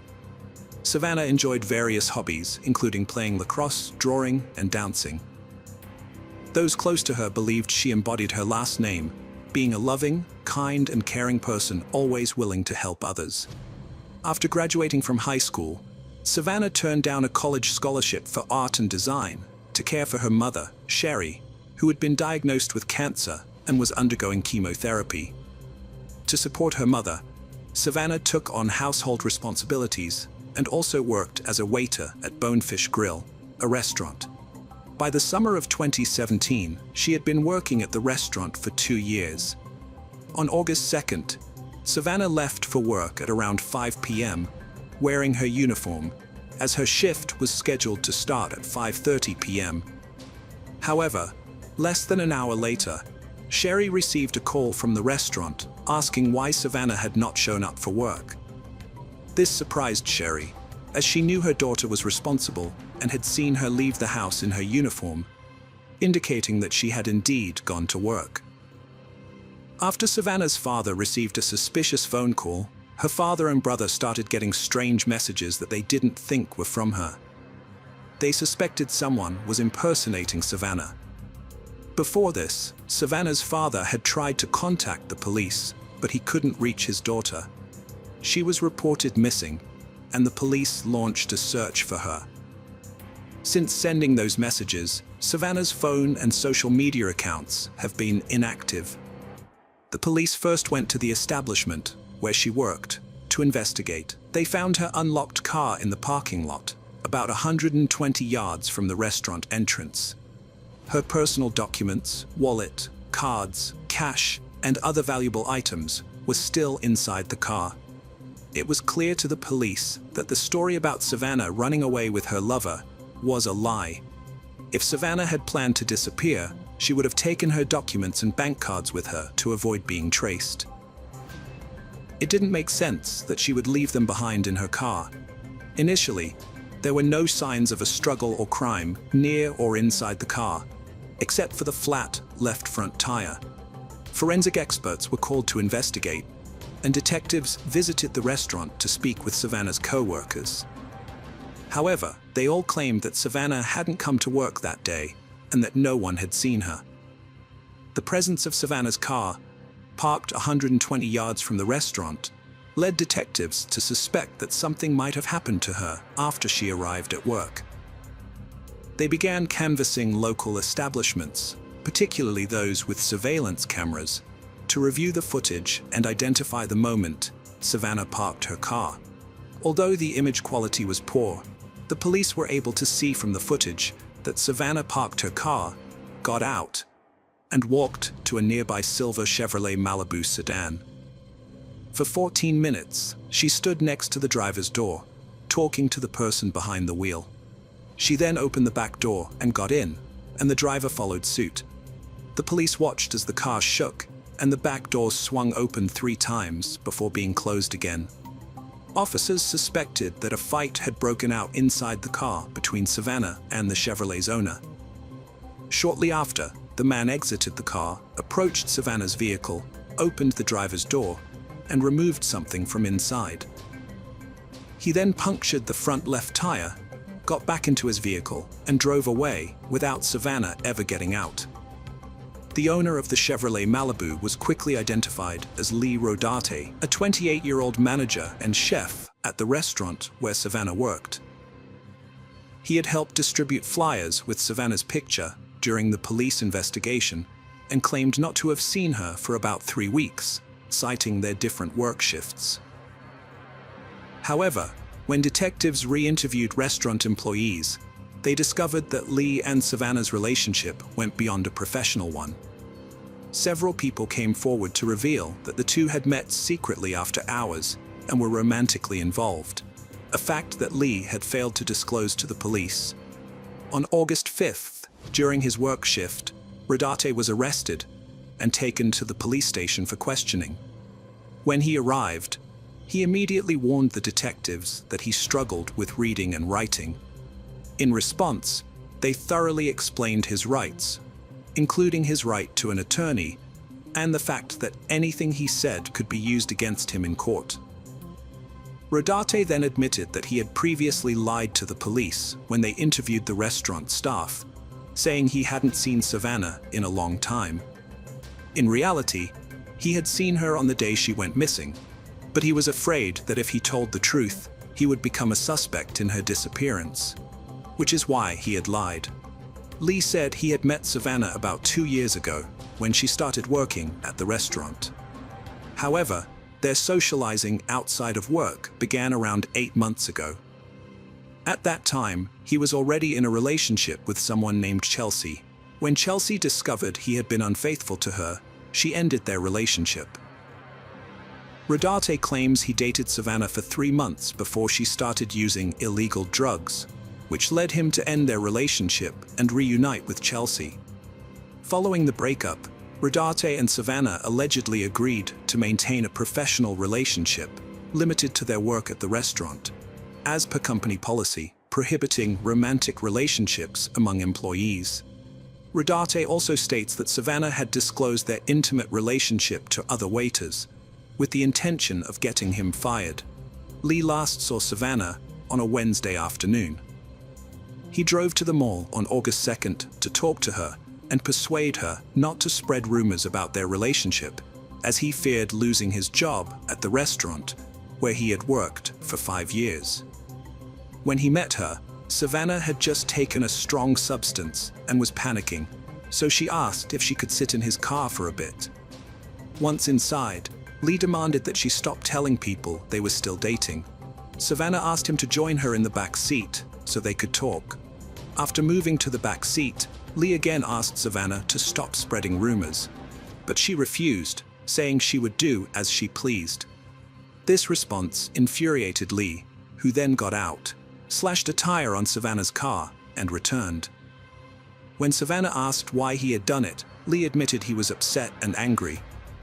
Next, as Rodarte claimed, Savannah exited his vehicle and headed towards the mall entrance, but didn't reach it. Instead, she got into an old green Ford pickup truck with tinted windows. At this point, she was holding her phone. However, detectives were aware that Savannah never left Rodarte's car and that he was lying. Unbeknownst to Rodarte, the police had surveillance footage that disproved his claim, showing no Ford pickup truck and Savannah remaining in his car. When asked about subsequent events, Lee stated that he drove home, even detailing the streets he took. Notably, the man had scratches on his arms and neck, which he attributed to a workplace injury when questioned about their origin. When detectives directly asked Rodarte about Savannah's whereabouts, he claimed to have no knowledge. The detectives adjusted their questioning strategy. At first, they listened attentively to his stories, showing interest, but soon they applied gentle pressure. They informed him straightforwardly that evidence contradicted his claim that Savannah had exited his car. After a brief time, Rodarte altered his statement, asserting that he and Savannah had gone to his residence, and then she departed. The detectives remained skeptical and urged him to reveal the entire truth, considering Savannah's family's well-being. Rodarte ultimately admitted to fatally snapping Savannah's neck during a backseat argument in his vehicle. Following their departure from the parking lot, he sent messages to Savannah's father and brother from her phone before discarding it out the window. Rodarte returned the body to his property, intending to dispose of it by fire, but he soon discovered it wasn't as simple as he thought. Instead, he dug a hole and buried the body, only to later exhume it, wrap it in a blanket, and drive approximately 8 miles from the restaurant to a nearby pond, where he discarded the body. Although the autopsy couldn't determine the exact cause of Savannah's death, the examination revealed that her neck wasn't broken, as Rodarte had claimed, and no illegal substances were found in her body. However, forensic experts discovered that the thyroid cartilage in Savannah's throat was fractured, suggesting strangulation, and roughly 75% of her body exhibited fire damage. Despite confessing to the crimes, Rodarte maintained his not guilty plea on charges of second-degree murder, tampering with evidence, and abuse of a dead body. The autopsy revealed that the condition of Savannah's body was too compromised to determine an exact cause of death. Contrary to Rodarte's claims, her neck was not broken, and no illegal substances were found in her system. However, the autopsy did indicate that Savannah was strangled, as her thyroid cartilage was broken and approximately 75% of her body had been burned. Rodarte's confession was revoked at trial, where he claimed he acted in self-defense, alleging that Savannah had initiated the strangulation. This reversal put Savannah's family through additional trauma, forcing them to attend numerous court hearings. Cher Gold, Savannah's mother, has battled recurring cancer during this ordeal, but she remains committed to attending every hearing alongside her family. They have been present at 26 out of 27 hearings, enduring the emotional toll of facing Rodarte, the man responsible for their daughter's death. The family's primary concern now is to bring this painful process to a close and secure justice for Savannah. Lee Rodarte was not the only family member to be charged with murder. In 2016, a year before Lee committed his crime, his sister Amber Camarillo, then 26 and still known by her maiden name Rodarte, shot and killed a woman during a dispute over a car. She received a 20-year prison sentence. Lee Rodarte was offered a plea deal, which required him to plead guilty to second-degree murder in exchange for a 40-year prison sentence. In return, the charges of tampering with physical evidence and abuse of the body would be dropped. After consulting with his attorneys, Rodarte accepted the deal and was sentenced to 40 years in prison on March 11, 2021. Following the verdict, Savannah's family expressed gratitude to everyone for their support. Daniel Gold stated that they loved Savannah and were overwhelmed to discover how many others also cared for her. Hello friends, welcome to our channel. Today we're going to take a look at another horrible case with you. The case of Shanae Brooke Edwards. Shanae Brooke Edwards was born in 1989 in Warrnambool, Australia. Shanae grew up with her parents and older brother Tyson. Although her early life and upbringing are not well documented, her loved ones remembered her as an adventure seeker who loved nature, hiking, motorcycling, and animals. She was a kind-hearted, genuine person who formed deep, sincere connections with others, showing generosity, patience, love, and kindness to everyone she met. In 2019, Shanae traveled to Georgia, a country that had long fascinated her with its natural beauty, rich history, and landmarks. Her boyfriend, Maori El Sayed, a Lebanese national, had planned to join her in Georgia, but was unable to do so because the country's borders were closed to unvaccinated individuals at the time. Shanae resided in Tbilisi, the capital of Georgia, where she worked as an English teacher. This allowed her to support herself financially while exploring the country and visiting new destinations. She formed close bonds with like-minded friends who shared her passion for travel. On July 29, 2021, Shanae uploaded a photo to her social media profile, captioning it with the single word, joy. The image was taken during a scenic motorcycle ride, an activity she thoroughly enjoyed. The following day, July 30, 2021, Shanae decided to hike up Matatsminda, a popular tourist attraction situated in the heart of Tbilisi. According to her friends, Shanae would often take leisurely strolls in the wooded area near the mountain, and she had never encountered any issues or threats to her personal safety. On July 30, 2021, Shanae left her residence around 3:30 p.m. and was last spotted near the Church of St. Michael of Tavare, located at the foot of Mount Matatsminda, which serves as a starting point for hikers. Shanae was scheduled to meet friends at a cafe in the capital city, but she failed to appear. When attempts to reach her by phone proved unsuccessful, her friends decided to file a missing persons report with the local authorities. Meanwhile, A friend of Shanae's living in California grew concerned and placed a call to Shanae's phone. When the call was answered, Shanae could be heard screaming, "Please let me go. Okay? Just let me go," indicating that she was being attacked and desperately seeking release. The call was abruptly disconnected, and when Shanae's friend tried to call back, there was no answer. There are conflicting accounts of what Shanae's friend in California did next. According to some reports, she posted an urgent message to a Facebook group comprised of expats living in Georgia, asking someone to alert the police to the disturbing phone call. Other sources claim that Shanae's friend directly contacted the Georgian police and relayed the distressing details. It is certain that within hours of Shanae making a frightening phone call, Georgian police became aware of it and began to investigate. Hundreds of police officers and volunteers were deployed to search the area, focusing on the slopes of Mount Matatsminda. The search party utilized search dogs and drones, but Shanae remained missing. By sunset, her phone was still off, and she had not visited any local hospitals. This lack of progress was ominous, as was confirmed the following day. Tragically, on July 31st, after an extensive search, 31-year-old Shanae Brooke Edwards was discovered deceased near a hiking trail. The perpetrator attempted to conceal evidence by hiding the body under tree branches and leaves. A knife, believed to be the crime weapon, was found nearby. Shanae's phone was soon discovered on the mountainside. Further inspection of the crime scene revealed an old, rusty shovel, a fireplace, used needles, and numerous empty bottles. Georgia's Interior Minister revealed to local media that the police have uncovered information not yet disclosed to the public to protect the integrity of the investigation. He assured that the ministry and police officers are doing everything possible to find the perpetrator. The forensic examination of Shanae's body revealed 13 stab wounds, with 5 in the neck area, leading the police to conclude that the perpetrator undoubtedly intended to kill the young woman.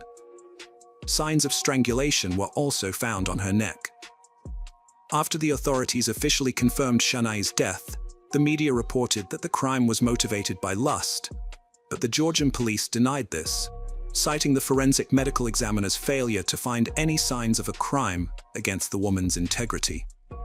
Shanae's boyfriend, Moody El-Sayed, has vowed to track down the culprit, no matter how long it takes, and exact revenge. Shanae's death was a devastating blow to her friends, and a particularly traumatic experience for her family, who lived on another continent.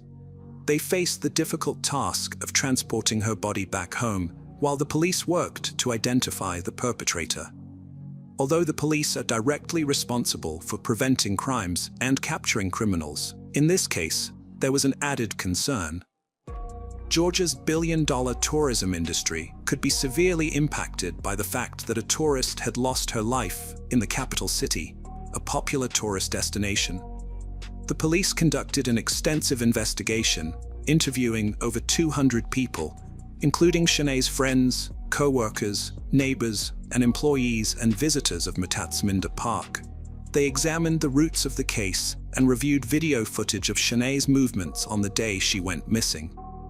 In an expat Facebook group, a local woman reported hearing a woman screaming on the trails below Matatsminda Park around an hour after Shanae left home. Another woman in the same group claimed to have witnessed a disturbing scene on the mountain the day before Shanae went missing, in which a man was seen aggressively assaulting a woman in the same area where the crime eventually took place. At the same time, the laboratory analyzed the crime weapon and discovered a male DNA sample, but no matches were found in the Georgian police database. Consequently, the samples were sent to the databases of 194 Interpol member states for further checking. Witness interviews revealed that Shanae had no enemies, no history of conflict with anyone, and no association with individuals of questionable character, suggesting she may have been a random victim of a crime with an unclear motive. The police conducted a meticulous investigation, collecting genetic samples from several dozen individuals who could potentially have been involved in the crime, and subjected each to rigorous scrutiny. Following a thorough and multifaceted investigation, authorities were able to narrow down the list of suspects until they found a DNA match. 40 days after Shanae Brooke Edwards' death, the Georgia police released a statement announcing the arrest of a 33-year-old man, Rafael Marsokolov, a Georgian citizen born in 1988. The evidence gathered during the investigation, including testimony, surveillance footage, genetic tests, and other proof, led to his arrest on September 8. Marsokolov's lawyer stated that his client denies all charges, including robbery and the murder of Shanae Brooke Edwards, and has pleaded not guilty. The lawyer claimed that Marsokolov was not involved in the case and has chosen to exercise his right to remain silent. After Marsokolov's identity was made public, his image was broadcast on television. A woman from the Georgian capital took to Facebook to share a post revealing that her friend had been attacked by two men on Mount Matatsmunda a few months prior. And although the police were aware of the perpetrators' identities, the case was closed. She suggested that if the police had done their job properly, the Australian girl might still be alive. Additionally, Marsokolov's own Facebook page revealed that he was an activist for the ruling Georgian Dream Party. On September 10, 2021, the Tbilisi court denied Marsokolov's request to be released on bail while awaiting trial, instead keeping him in custody. The police had obtained strong physical evidence, as well as damning testimony from Marsokolov's brother and wife, who revealed that Marsokolov had confessed to the crime at home. He warned them that if they told anyone about his involvement in Shanae Brooke Edwards' attack, their young child would face the same fate. In October 2021, the Edwards family wrote a heartfelt letter describing Shanae's personality and expressing gratitude to everyone who had supported them. They specifically thanked the government of Georgia for its financial assistance in repatriating Shanae's body and the Georgian people for their ongoing love, attention, and support during this difficult and tragic period. In February 2022, the first hearing on the case took place under Georgian law. Marsokolov faced a possible sentence of 16 to 20 years in prison. At the trial, he chose not to remain silent and pleaded guilty to robbery. However, he denied intentionally taking Shanae's life. The prosecutor disagreed, pointing out that the 13 stab wounds, including 5 to the neck, indicated Marsokolov's intent to kill the victim. After his knife broke, he even strangled Shanae. The defense claimed that Marsokolov has mental health issues and was in an abnormal state when the crime occurred. However, a psychological examination found him to be sane, allowing the court to impose a meaningful punishment based on the severity of the crime. The prosecutor noted that Marsokolov's blood tested positive for powerful drugs at the time of his arrest, but this did not diminish his guilt. Marsokolov admitted his guilt and apologized to Shanae Brooke Edwards' family in his final statement. According to the alleged motive, Marsokolov had intended to steal Shanae's iPhone 12, but his plan was foiled when she threw the phone into a ravine. Only 2 people knew what happened that day, and sadly, one of them is no longer alive to tell the tale. The prosecution requested a postponement of the sentencing, as the victim's brother, Tyson Edwards, wanted to attend the hearing. In a statement, Shanae Brooke Edwards' family urged the Georgian justice system to impose a life imprisonment sentence on Rafael Marsokolov, citing the tragic and devastating loss of their loved one, who left behind many grieving friends and family members. On March 9, 2022, a trial was held, at which Rafael Marsokolov was found guilty. Representing the family, Shanae's brother Tyson again requested that the defendant be given a life sentence. Marsokolov apologized to Tyson Edwards, claiming he was not that kind of person and had simply found himself in this situation. Ultimately, 33-year-old Rafael Marsokolov was sentenced to 20 years imprisonment, the maximum penalty allowed under Georgian law. Hello friends, welcome to our channel. Today we're going to take a look at another horrible case with you. The case of Shannon Mani. Shannon Mani was born on April 6, 1997, to Anshumani and Vijay Mani. When she was a small child, her parents immigrated to the United States from Fiji. The family settled in Waukesha, a small town in southeastern Wisconsin, where Shannon grew up and attended school. She was intelligent, attractive, and very outgoing. Her parents believed Waukesha was the perfect place to raise their children. After completing high school in 2015, Shannon enrolled at the University of Wisconsin at Milwaukee. She was passionate about helping others and aspired to become a social worker. Despite her busy schedule, Shannon worked with her father at an organic food company. It was at work that she met Quentin Neal, 26, who was applying for a similar position. Quentin had a strong desire to make a positive impact on people's lives. Shannon shared a similar passion, dreaming of building a shelter for women and children, while Quentin wanted to create a safe haven for his community. With their similar interests and outlook on life, Shannon and Quentin quickly formed a close bond. As their friendship blossomed into romance, Shannon was overjoyed to have met Quentin, and soon they started living together. Quentin showed genuine care for Shannon, and she ensured their relationship remained happy. They began making plans for their future together. However, their lives took a drastic turn when Shannon vanished without a trace. On April 13, 2018, Shannon failed to pick up her younger brother from school and didn't show up to work. Her phone was switched off, and she hadn't informed anyone about her absence from work. Concerned, her parents went to the police station, unable to locate their daughter. Initially, detectives suspected that Shannon, being young, might have run away or gone off with friends. But her parents disagreed, knowing their daughter well. She wasn't the type to simply switch off her phone and abandon her family, leaving them worried and searching for her. Shannon's mother shared crucial details with investigators, prompting them to take the case more seriously. Shannon was 4 months pregnant when she vanished, which raised concerns since pregnant women rarely disappear without something bad happening to them.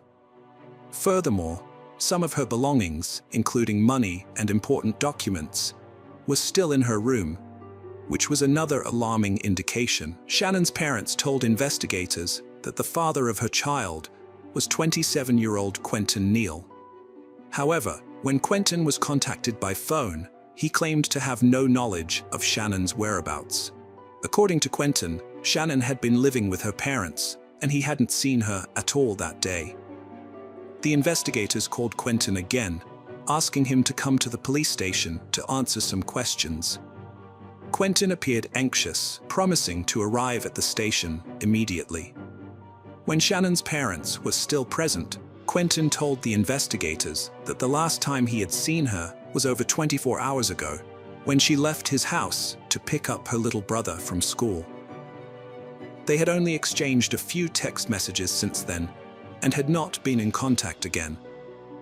The investigators asked Quentin if he had any idea where Shannon might be, but he was unable to provide one. According to Quentin, Shannon's life revolved around school and work, and she had always been in touch with her loved ones until that day. However, Quentin recalled that there was another guy who had shown interest in Shannon. Despite knowing she was in a relationship and pregnant, this guy had relentlessly pursued Shannon's affection, even after she asked him to leave her alone. The investigators instantly considered this guy a person of possible concern, as jealousy often leads to reckless behavior. The next day, police began questioning Shannon's friends to gather new information. They distributed details of the search for the young pregnant woman to all police stations in Wisconsin the same day. The first disturbing discovery was made. Shannon's car was found in Milwaukee, about 20 minutes from her home. Forensic experts carefully examined the vehicle inside and out, but found no suspicious signs. There was no evidence of carjacking, struggle, or any other crime. However, Shannon's purse and cell phone were missing from the car. 3 sets of fingerprints were found on the vehicle, including Shannon's and Quentin's. The origin of the third set remained unknown, and the police had to identify the person who left them. That same afternoon, the man mentioned by Quentin was questioned by investigators. Although he claimed to be upset about Shannon's disappearance, he denied Quentin's allegations, stating that he and Shannon were just friends and that he had never pursued a romantic relationship with her. When pressed further, he admitted to confessing his love to Shannon in the past, but she had rejected him, saying they could only be friends. Since then, he had not attempted to win her affection. The guy's fingerprints were found to match those in Shannon's car. However, he explained that he often got rides from Shannon to university, which is why his prints were in her car. He also claimed to have been 100 miles away from Waukesha, attending a baseball game when Shannon went missing. The investigators checked and confirmed his alibi, ruling him out as a suspect. The case got a surprising and crucial break when Shannon's mother, Anshumani, found her daughter's Apple Watch and checked her recent text messages. She took the watch to the police station, handing it over to investigators. Reviewing Shannon's texts, they made a significant discovery. Despite Quentin's claim that he hadn't met Shannon on the day she vanished, the texts showed they had arranged to meet up that day. This meant Quentin had lied to the investigators and Shannon's parents, making him the prime suspect. While examining Shannon's watch messages, investigators uncovered cracks in her relationship with Quentin. They found texts revealing Quentin's abusive behavior towards the pregnant mother. This revelation shocked Shannon, who had been unaware of her lover's true nature. Quentin apologized profusely, begging her not to leave him. Shannon proposed they take a break from each other. The investigators' suspicions grew, fueled by Quentin's troubled past. He had a criminal record, having recently been released from prison after serving time for robbery. He had multiple arrests for assault and other misdemeanors. Shannon's parents had also grown wary of Quentin, noticing their daughter's persistent depression. Moreover, Quentin exhibited emotional instability regarding the unborn baby, further solidifying the investigators' doubts about his character. After Shannon informed her parents about her pregnancy, they arranged a meeting with Quentin, during which he assured them that he would take care of both Shannon and the baby, claiming he had always wanted to have children. However, a few days later, according to Anshumani, Quentin sent Shannon some disturbing texts, contradicting his earlier promise and stating that he didn't want the baby. He even suggested that Shannon should consider having an abortion. The police attempted to track Shannon's cell phone and discovered it was last active in the afternoon of April 13th, near Quentin's residence. Shannon's mother noticed severe bruising on her arms and inquired about the cause. Shannon broke down in tears and revealed that Quentin had physically assaulted her, punching her with his fists while she was in her vehicle. Despite her parents' warnings to end the relationship, Shannon eventually forgave Quentin and resumed dating him. With this concerning information, investigators grew increasingly worried that they might not find Shannon alive, prompting them to obtain a search warrant and rush to Quentin's house. At first, the crime scene did not appear to show any signs of a struggle or disturbance. The area was clean, with no broken furniture or objects. Forensic experts sprayed the first floor with luminol, a chemical that detects blood, but found no evidence. However, when they applied the same test to the basement, the walls and floor glowed, indicating the presence of blood. The numerous marks found at the scene strongly suggested that Shannon was likely no longer alive. Quentin Neal was arrested and taken into custody. Before questioning him, investigators reviewed the contents of his phone and discovered that he had recently searched online for ways to remove evidence of a crime using a lye chemical. This suggested that he was planning to hide traces of his crime. During the interrogation, Quentin initially denied any knowledge of Shannon's whereabouts and claimed to have no connection to her disappearance. However, faced with solid evidence, he began to alter his story. Eventually, he agreed to confess to everything. Quentin claimed to have acted in self-defense when he took Shannon's life. He told investigators that Shannon had visited his house to discuss their future and their child. But the conversation escalated into an argument. According to Quentin, Shannon then entered the kitchen, grabbed a knife and a gun that were being kept for emergencies, and began threatening him. Quentin said he felt compelled to act quickly to protect himself, leading to a physical struggle that ended in Shannon's death. Quentin reiterated to the investigators that he had acted in self-defense, but they were skeptical due to the lack of defensive wounds on his body. Despite their doubts, they continued to listen to his account. Quentin said that, realizing the gravity of his actions, he panicked in the basement where the incident occurred. In an attempt to conceal the evidence, he used a large suitcase to hide the body. Quentin Neal led the police to a storage unit 6 miles from his home, where he had stashed a suitcase containing Shannon's body. When detectives opened the suitcase, they found Shannon's lifeless body, her wrists and ankles bound with duct tape, contradicting Quentin's claim of self-defense. Forensic examination revealed Shannon died from 2 gunshot wounds to the head and had additional knife wounds on her body. Shannon's parents were devastated when detectives informed them of the discovery of their daughter's body on April 18, 2018. Quentin Neal was subsequently indicted for the murders of Shannon Manny and her unborn child. The evidence gathered, including their correspondence from the day of her death, was sufficient for the court to reach a guilty verdict. The dispute had begun when Shannon visited Quentin's home to discuss her pregnancy, but she never left his house alive. The trial of Quentin Neal, accused of killing Shannon, was set to begin in the spring of 2019. However, just days before the trial, anonymous letters were sent to attorneys and court officials, claiming that someone else was responsible for Shannon's death.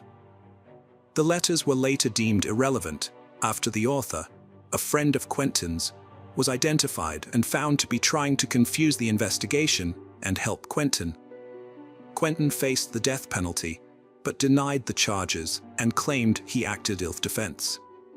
15 months had passed since Shannon's death, and her family waited anxiously for justice, trying to stay positive. Shannon's mother, Ann Shamani, worked hard to keep her daughter's memory alive and not lose hope. Shannon had been passionate about supporting women and children affected by domestic violence, and her family had planned to build a shelter in her honor. However, that dream was never realized, as Shannon herself became a victim of violence. On July 15, 2019, Quentin Neal reached a plea deal with investigators, admitting guilt in the deaths of Shannon and her child. As part of the deal, prosecutors dropped the death penalty. 2 days later, on July 17, 2019, the Milwaukee County Circuit Court sentenced the 28-year-old to 2 concurrent life sentences without parole eligibility, ensuring he will spend the rest of his life in prison.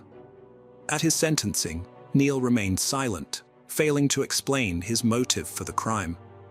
Shannon's mother, Ann Shamani, expressed relief that justice had been served, noting that the only silver lining was that Neal would no longer harm anyone else. The family plans to keep Shannon's memory alive by opening a shelter in her honor. Hello friends, welcome to our channel. Today we're going to take a look at another horrible case with you. The case of Heather Jackson. Heather Jackson, a 23-year-old mother of 2, had just found a house on a quiet street near Lake Erie.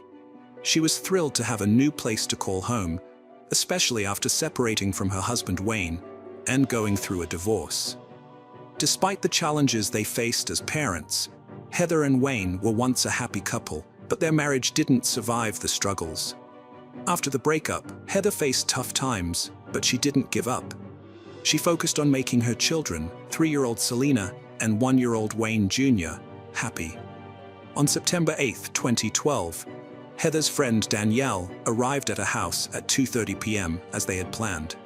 However, when Danielle knocked on the door, no one answered. She checked all the doors, but they were locked. This was unusual, as Heather would normally let her know if she had to change plans. Danielle's concern grew as she realized Heather and her children were not at home. Danielle tried to reach Heather by calling her mother, Jody, but was unable to get in touch with her that day. Failing that, Danielle contacted all of Heather's friends, but none of them knew her whereabouts. Then Danielle spotted Selena's pacifier on the porch, which made her increasingly anxious. She knew Heather would never leave the house without it. As the hours ticked by with no call from Heather, Jody grew more and more uneasy, her intuition screaming warning signals. She decided to take action and phoned the police, asking them to perform a welfare check. When the officers arrived at the address, they knocked on the door, but received no response. Next, they made their way around the house, peering through the windows, but saw nothing out of the ordinary. With no signs of forced entry or any indication of foul play, they departed. At approximately 7:30 p.m., Thomas Hansen and Dan Reiner, friends of Heather, arrived at her house, having learned that she was missing. They knocked on the front door, but there was no response. Reiner then proceeded to the back porch, forced open the door, and entered the home. Upon entering, they discovered Heather's lifeless body in the bedroom, completely naked, and immediately called the emergency services. Sergeant Eric Gray Bill, a police officer with the Sandusky Force, responded to the call and entered Heather Jackson's home. He found Heather's body awkwardly positioned between the box spring and mattress in her bedroom, with a ligature constricting her neck. Notably, the TV in the house was still operational, but the children were absent. Their room was empty. While inspecting the house, the officers came across a door to a utility closet that they hadn't checked yet. Upon opening it, Sergeant Eric Gray Bill was met with a horrific sight. Stacked boxes, and behind them, the lifeless bodies of Heather's children. The police immediately sealed off the area, treating it as a crime scene. The local officers were left stunned, having never encountered anything so heinous in their careers. The brutal murder of innocent children left them struggling to comprehend how someone could commit such an atrocity. The forensic examination results only added to the devastation felt by Heather's family and friends. According to court documents, Dr. Diana Scala Barnett, the deputy coroner for Lucas County, performed autopsies on the 3 victims. She determined that Heather Jackson's cause of death was ligature strangulation and observed that Heather's rectum was found to be more open than usual after death. Dr. Scala Barnett attributed this to the likely introduction of an object into the rectum around the time of death, which kept it in that state. Dr. Scala Barnett also testified that Wayne Jackson and Selena Jackson died from ligature strangulation. She noted that Selena's underwear had been rolled up, suggesting that the body had been redressed. Furthermore, Selena's rectum showed a similar dilation to her mother's, again indicating that an object was present in her rectum at or around the time of death. Julie Cox, a forensic scientist at the Bureau of Criminal Investigation, reported that the anal swabs taken from Selena Jackson contained seminal fluid. Cox also observed a suspicious stain on Selena Jackson's underwear, which she excised and tested, finding it to contain a sperm cell.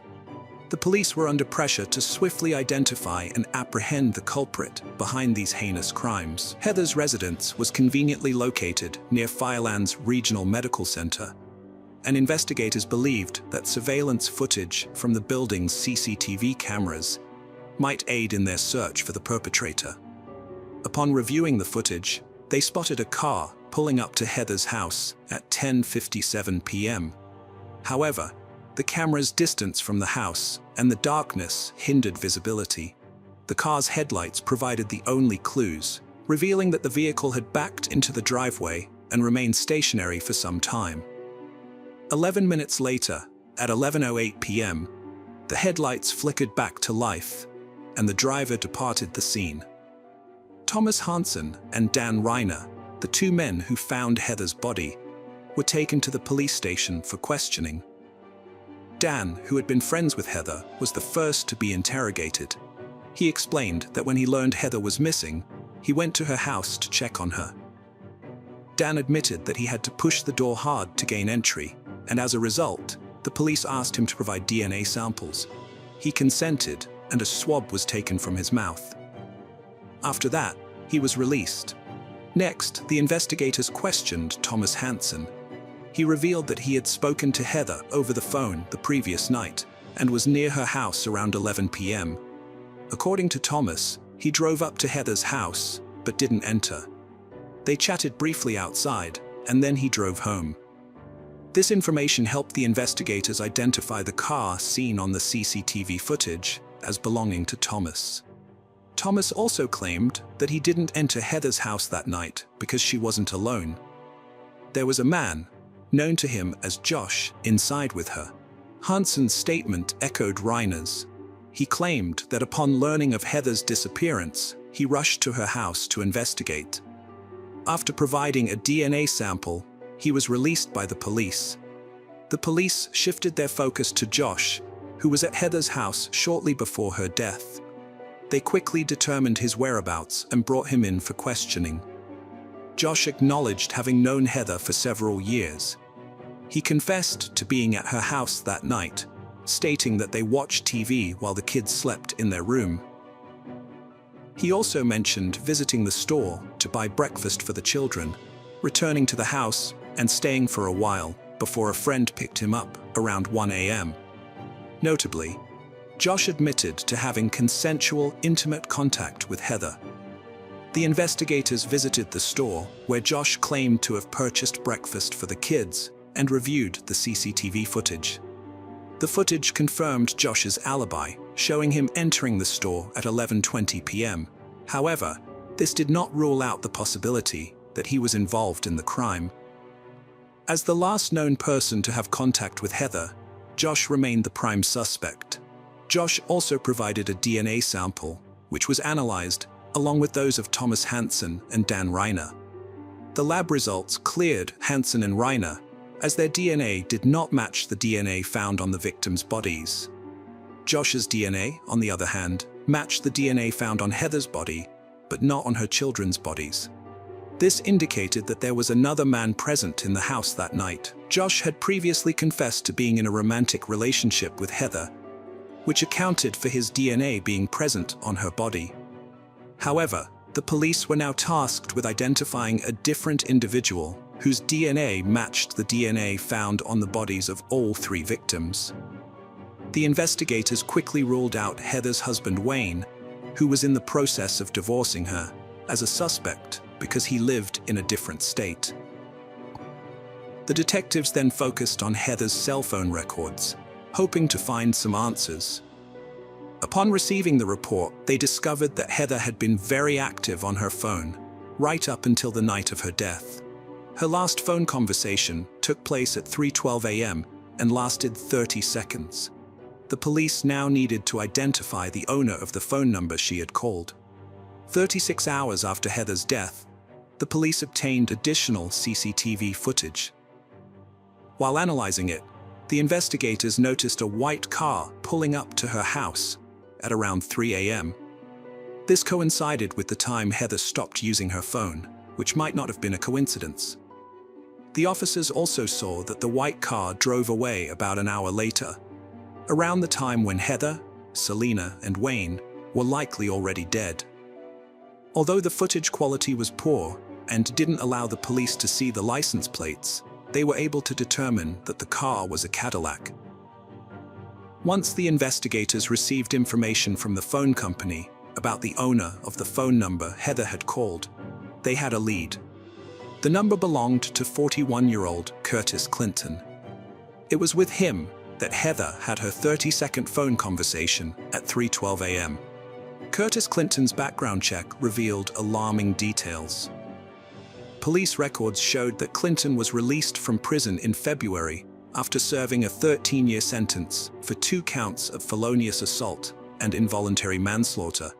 He had pleaded guilty to the 1997 murder of 18-year-old Misty Keckler from Fostoria, who was found strangled, naked, and bound in a bathtub. The similarity to Heather's case, combined with the fact that Clinton was released from prison just 6 months prior to Heather and her children's death, raised concerns among investigators. It seemed possible that Clinton had reverted to his previous violent behavior. Furthermore, Clinton owned a white Cadillac, which made him the prime suspect. the police urgently needed to locate him to prevent any further harm. If Clinton was indeed responsible for the murders, he had to be stopped before he could harm anyone else. The police went to Clinton's last known address, but he was not there. A few hours later, a patrol officer found a white Cadillac on a nearby street, but Clinton himself was still missing. A search of the vehicle revealed a receipt from a gas station on the night of the crime. The investigators headed to the gas station to review the CCTV footage. On the recordings, they identified Clinton and his distinctive white Cadillac. Despite already knowing that Heather and her children were deceased, Clinton was seen purchasing water and beer, displaying a calm demeanor. Fearing Clinton might flee, the investigators nonetheless soon received a tip that a patient named Curtis Clinton had been admitted to a local hospital. They swiftly arrived at the hospital and apprehended the suspect they were pursuing. Clinton was arrested and taken into custody, but he vehemently denied any involvement in the tragic deaths of Heather Jackson and her children. During questioning, Clinton revealed that he had been in a romantic relationship with Heather for 5 months, providing her with both financial and emotional support to cope with her numerous personal issues. Clinton claimed to have limited knowledge of Heather's children and stated that he last saw Heather on Tuesday, September 6th. He alleged that on that day, he gave her $328, and they engaged in an intimate encounter. The investigator told Clinton that phone records revealed a 3:12 a.m. call with Heather on September 8th. Clinton corrected himself, saying he had gotten his days wrong, and it was actually Friday night or early Saturday morning when he last saw Heather, not Thursday night. According to Clinton, he didn't stay at her house for long, dropping off the money and engaging in intimate contact before leaving. He explained, "I did my thing and left, but couldn't recall what time he got home." Clinton claimed that someone else must have gone to Heather's house after he left. He said that while he was with Heather, she mentioned that somebody had texted or called her, and she seemed irritated. When informed that he was the last person who had contact with Heather, Clinton denied. However, the examination indicated the opposite. The DNA on the bodies of all 3 victims belonged to Curtis Clinton. Therefore, he was arrested and placed in the county jail. Curtis Clinton was charged with multiple counts during the investigation. It also turned out that 6 days before the death of Heather and her children, Curtis Clinton attacked a 17-year-old girl whose identity was not disclosed by the police. He choked her and forced her to have intimate contact with him. When he let her go, she went to the hospital, and the police at the hospital doctors took DNA samples from her body, which also led to Curtis Clinton. Clinton moved for a change of venue, arguing that extensive media coverage had saturated the county at the time of the offenses, and was likely to resume once the trial started. The trial court denied the motion for a change of venue, stating that while the pre-trial publicity was extensive and adverse to the defendant, the publicity was not sufficiently prejudicial that readers and viewers could not realistically shut it from sight. The court rejected claims of presumed prejudice, stating that the defendant, Curtis Clinton, did not hesitate to take the lives of Heather, Selena, and Wayne, and that his DNA was found inside Selena's body before she died. Clinton knew he was facing the death penalty, but he did not want to die and therefore did everything to achieve a different outcome in the trial. He even remembered what justice was when allowed to speak before being sentenced for the capital crimes. Clinton neither begged for his life nor apologized to the victim's family. Instead, he lashed out at the prosecutor, Kevin Baxter, and vowed he would win on appeal and have his case retried. He stated, "I don't respect the prosecutor, and as I said, I will be back again. I know there's a lot of people who are upset here, but I'm the one who's going through this." This statement triggered a disgusted response from some of the 70 people present at the hearing in November 2013. Curtis Clinton was given the death penalty for the murders of Heather Jackson and her 2 young children. When he learned he would be executed by lethal injection, Clinton became violent towards Heather's brother, who expressed a preference for Clinton to die in prison at the hands of other inmates. Deputies and court staff restrained Clinton, who was handcuffed, and pushed him into a chair, while other officers restrained Heather's brother as they exchanged profanities in a packed Erie County courtroom. Heather's brother was angry, stating that the only thing Clinton should be grateful for is that his life was spared by being placed on death row, and that he wished Clinton had been given a life sentence in prison, allowing his friends to harm him. The judge also sentenced Clinton to life in prison without parole for the murder of 3-year-old Selena, and an additional 10 years in prison for assaulting a 17-year-old girl 6 days before the murder of Heather and her children. In 2018, the Ohio Supreme Court postponed Curtis Clinton's execution, which was scheduled for September 15, 2021, pending the exhaustion of all state post-conviction proceedings, including any appeals. As of now, Curtis Clinton remains on death row, and his sentence has been upheld, but his execution will not take place in the near future. Ohio is currently holding over 100 inmates on death row, but Governor Mike DeWine is doubtful that any of them will be executed in the remaining 3 years of his term. The last execution in the state took place on July 18, 2018, and since then, Ohio has had an effective halt on capital punishment. According to Governor DeWine, the reason for this is that lethal injection is the only approved method of execution in Ohio. But pharmaceutical companies have threatened to retaliate if the state uses their products for this purpose. This would have a significant impact on the state's health department and other agencies. The governor has told the state legislature that the only way to resume executions is to change the law to permit alternative methods of execution. But so far, the legislature has not taken any action, and DeWine does not expect them to do so. Friends, welcome to our channel. Today we're going to take a look at another horrible case with you. The case of Jolene Cummings. The disappearance of 33-year-old Jolene Cummings shocked even seasoned detectives. Jolene, a mother of 3, lived in Fernandina Beach and was going through a divorce from her husband Jason. While Jolene and their children resided in a Fernandina Beach house, Jason moved to a neighboring city and had weekend visitations with the kids. Jolene worked as a hairdresser at Tangle's Hair Salon. On Saturday, May 12, 2018, Jolene worked until 5 p.m. The next day, Mother's Day, was also her 34th birthday. Her children had spent the previous days with their father. As agreed, Jolene was to meet Jason on Sunday in Hilliard at the Winn-Dixie supermarket parking lot to pick up the children.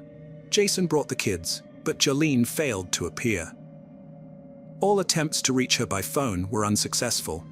Her mother, Ann Johnson, who wanted to wish Jolene a happy birthday, couldn't contact her either, as all calls went straight to voicemail. After trying to reach Jolene to no avail, Jason contacted Ann to inquire about the children. Upon learning that Jolene hadn't picked up the kids, Ann grew concerned, as this behavior was unusual for her daughter. When Ann couldn't get in touch with Jolene on Monday, May 14th, she filed a missing person report with the police. The authorities promptly launched an investigation, releasing a poster with Jolene's photo and issuing an all-points bulletin for her 2006 Ford Expedition. Ann Johnson made a public plea for help in finding her daughter, urging anyone with information to come forward. Jolene's disappearance was devastating for Ann, and she begged anyone with knowledge to report it. On the same day, police and volunteers searched the forest near Jolene's home, but their efforts were unsuccessful. The salon where Jolene worked was closed on Sunday and Monday. The police discovered that Jolene was last seen on Saturday, May 12th, when she left work. According to the salon's owner, Jolene and Jennifer, another hairdresser, were scheduled to work together that day. In a phone call, Jennifer told her boss that she and Jolene closed the salon at 5 p.m. and each drove away in their own cars. The police determined that Jolene last used her phone to make an outgoing call while still at work on May 12th. Nassau County Sheriff Bill Leeper appealed to anyone who was a customer of Tangle's salon or in the area on May 12th to contact the police. Jolene's relatives and friends didn't think she was hiding on her own accord. The owner of the salon, where Jolene had worked for 6 years, shared their skepticism. It was hard for them to believe that she would abandon her children. The police were determined to uncover at least one lead, so they delved into Jolene's personal life. As spouses often become hostile during divorce and child custody disputes, they took a closer look at Jason. Meanwhile, detectives found that just 5 days before Jolene vanished, a neighbor had reported a loud argument to the police. It emerged that Jolene had been fighting with her ex-boyfriend, Jason G., and their children were witnesses to the altercation. He had asked Jolene if he could stay with her for a while, but she refused. Enraged, he began vandalizing everything in sight. The reason for her refusal was that the police were actively searching for Jason due to his parole violations. By the time the police arrived, Jason had managed to flee the scene. After Jolene disappeared, Jason G. became a person of interest in the police investigation. 2 days into the investigation, on May 15, 2018, the police found Jason G. hiding in Jolene's house, where he had been since the day Jolene's neighbor reported a loud quarrel to the police. He was arrested and taken to the police station for questioning. During the conversation, Jason G. claimed he was not involved in Jolene's disappearance. Meanwhile, the police discovered their first crucial lead. They found Jolene Cummings's SUV parked outside a Home Depot hardware store, just a few miles from her workplace. The vehicle was undamaged and showed no signs of a struggle. On May 15th, the police visited the salon where Jolene worked, as it was the first working day after a 2-day break. They arrived at 10 a.m. to speak with Jennifer Seibert, an employee who claimed to be the last person to see Jolene and to have closed the salon with her before the weekend. However, Jennifer failed to show up for work, citing an urgent matter in another city. CCTV footage provided crucial clues about Jolene's disappearance. The footage revealed Jolene's car entering the parking lot of a hardware store, where the police later found it. Notably, Jennifer Seibert had stated that she and Jolene closed the salon at 5 p.m. on May 12th, but the CCTV footage showed Jolene's car arriving at the hardware store at 1:17 a.m. on May 13th, a time gap of 8 hours and 17 minutes. Jennifer visited a gas station across the street from her location. Surveillance footage from the station reveals that she entered the premises, purchased a bottle of water, and requested an employee to call a taxi for her, which later took her to her workplace, a salon. The gas station employee reported to the police that Jennifer appeared agitated and had fresh facial abrasions. As a result, Jennifer Seibert became the primary suspect in the investigation, and the police launched a search for her. Upon verifying the address she provided when applying for her job, the detectives discovered it was fictitious. Jennifer attempted to evade capture, but her efforts were unsuccessful. On May 16th, patrol officers spotted a black Kia Soul belonging to Jennifer, parked in a recreation area between 2 trucks, approximately 50 meters from her salon. Upon approaching the vehicle, the officers found Jennifer asleep inside. They arrested her and initially charged her with stealing Jolene Cummings's car. When the police took her to the station, detectives noticed the abrasions on her hands and face and asked her to explain how she got them. She said she had been bitten by bed bugs. The police found out that she didn't have a permanent place to live, mostly sleeping in her car and using a shower at a fitness center. After her arrest, the investigators made a surprising discovery. Jennifer Seibert wasn't her real name. Her real name was Kimberly Kessler, born in 1968, and she had been reported missing in Pennsylvania in 2012. The name Jennifer Marie Seibert belonged to a 13-year-old girl who died in a car accident in Germany in 1987 and was buried in Butler Cemetery, Pennsylvania. During a videotaped interview 48 hours later, Kimberly Kessler, seated on a couch and wearing an orange jumpsuit, calmly revealed her true identity. "When you run my fingerprints, they'll come up as Kimberly Lee Kessler. I'm 50 years old, and I've been on the run for over 25 years." The police investigation into the case revealed more about Kimberly Kessler's past. It emerged that she had begun using other people's names in 1996 while living in Pennsylvania. Since then, Kessler had used at least 18 aliases and lived in 33 cities across 14 states. Many of these names were similar, and she had taken at least half of them from gravestones and cemeteries, later obtaining fake documents to support these identities. One of the identities she used was Jennifer Seibert. In 2012, Connie Kessler, Kimberly's mother, contacted the police to report her daughter missing, despite not having heard from her since 2004.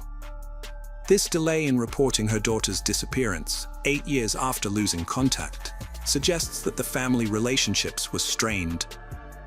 The Pennsylvania police investigated Kimberly Kessler's disappearance and determined that she was voluntarily missing, but the reasoning behind this conclusion is unclear. It is unknown whether a further investigation was conducted. Had the police found her, they likely would have discovered that she had assumed someone else's identity. Several questions remain unanswered. Why did Kessler flee, and why did she use multiple aliases? According to Connie Kessler, her daughter faced numerous challenges, including an abusive relationship with a man in 2004.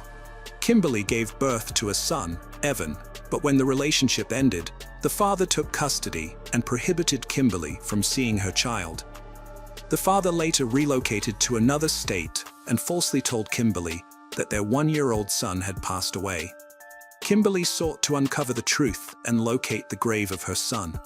Frustrated by the lack of answers, she began searching for Evan and investigating his fate. Connie Kessler theorizes that her daughter used aliases to conceal her identity, fearing Evan's father. According to Tim Edwards, Evan's father, the circumstances were different. He claims to have had a relationship with Melissa McKernan between 1997 and 1999, resulting in the birth of their son Evan. Melissa allegedly used fake names to keep her family, including her mother, from finding her. After the couple separated, Melissa retained custody of Evan, denying Tim visitation rights. In 1999, when Evan was around 15 months old, social services intervened, taking Evan away from Melissa, who then fled the city, disappearing from Tim's life. Tim never informed Kimberly that Evan had passed away since he lost contact with Melissa after she left, and never heard from her again. Later, when Jolene vanished, Evan was 20 years old and had never seen a picture of his biological mother, until FBI agents visited their home in 2018 to gather information about Kimberly Kessler's past. However, there are inconsistencies in these stories.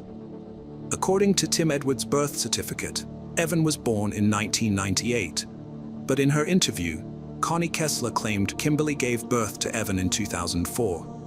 This discrepancy suggests that Connie Kessler was not well informed about her daughter's life, and her statement about Tim hiding Evan from his mother may not be reliable. As a result, Connie's theory that her daughter used the identities of deceased individuals to find her son and avoid detection by his father is questionable.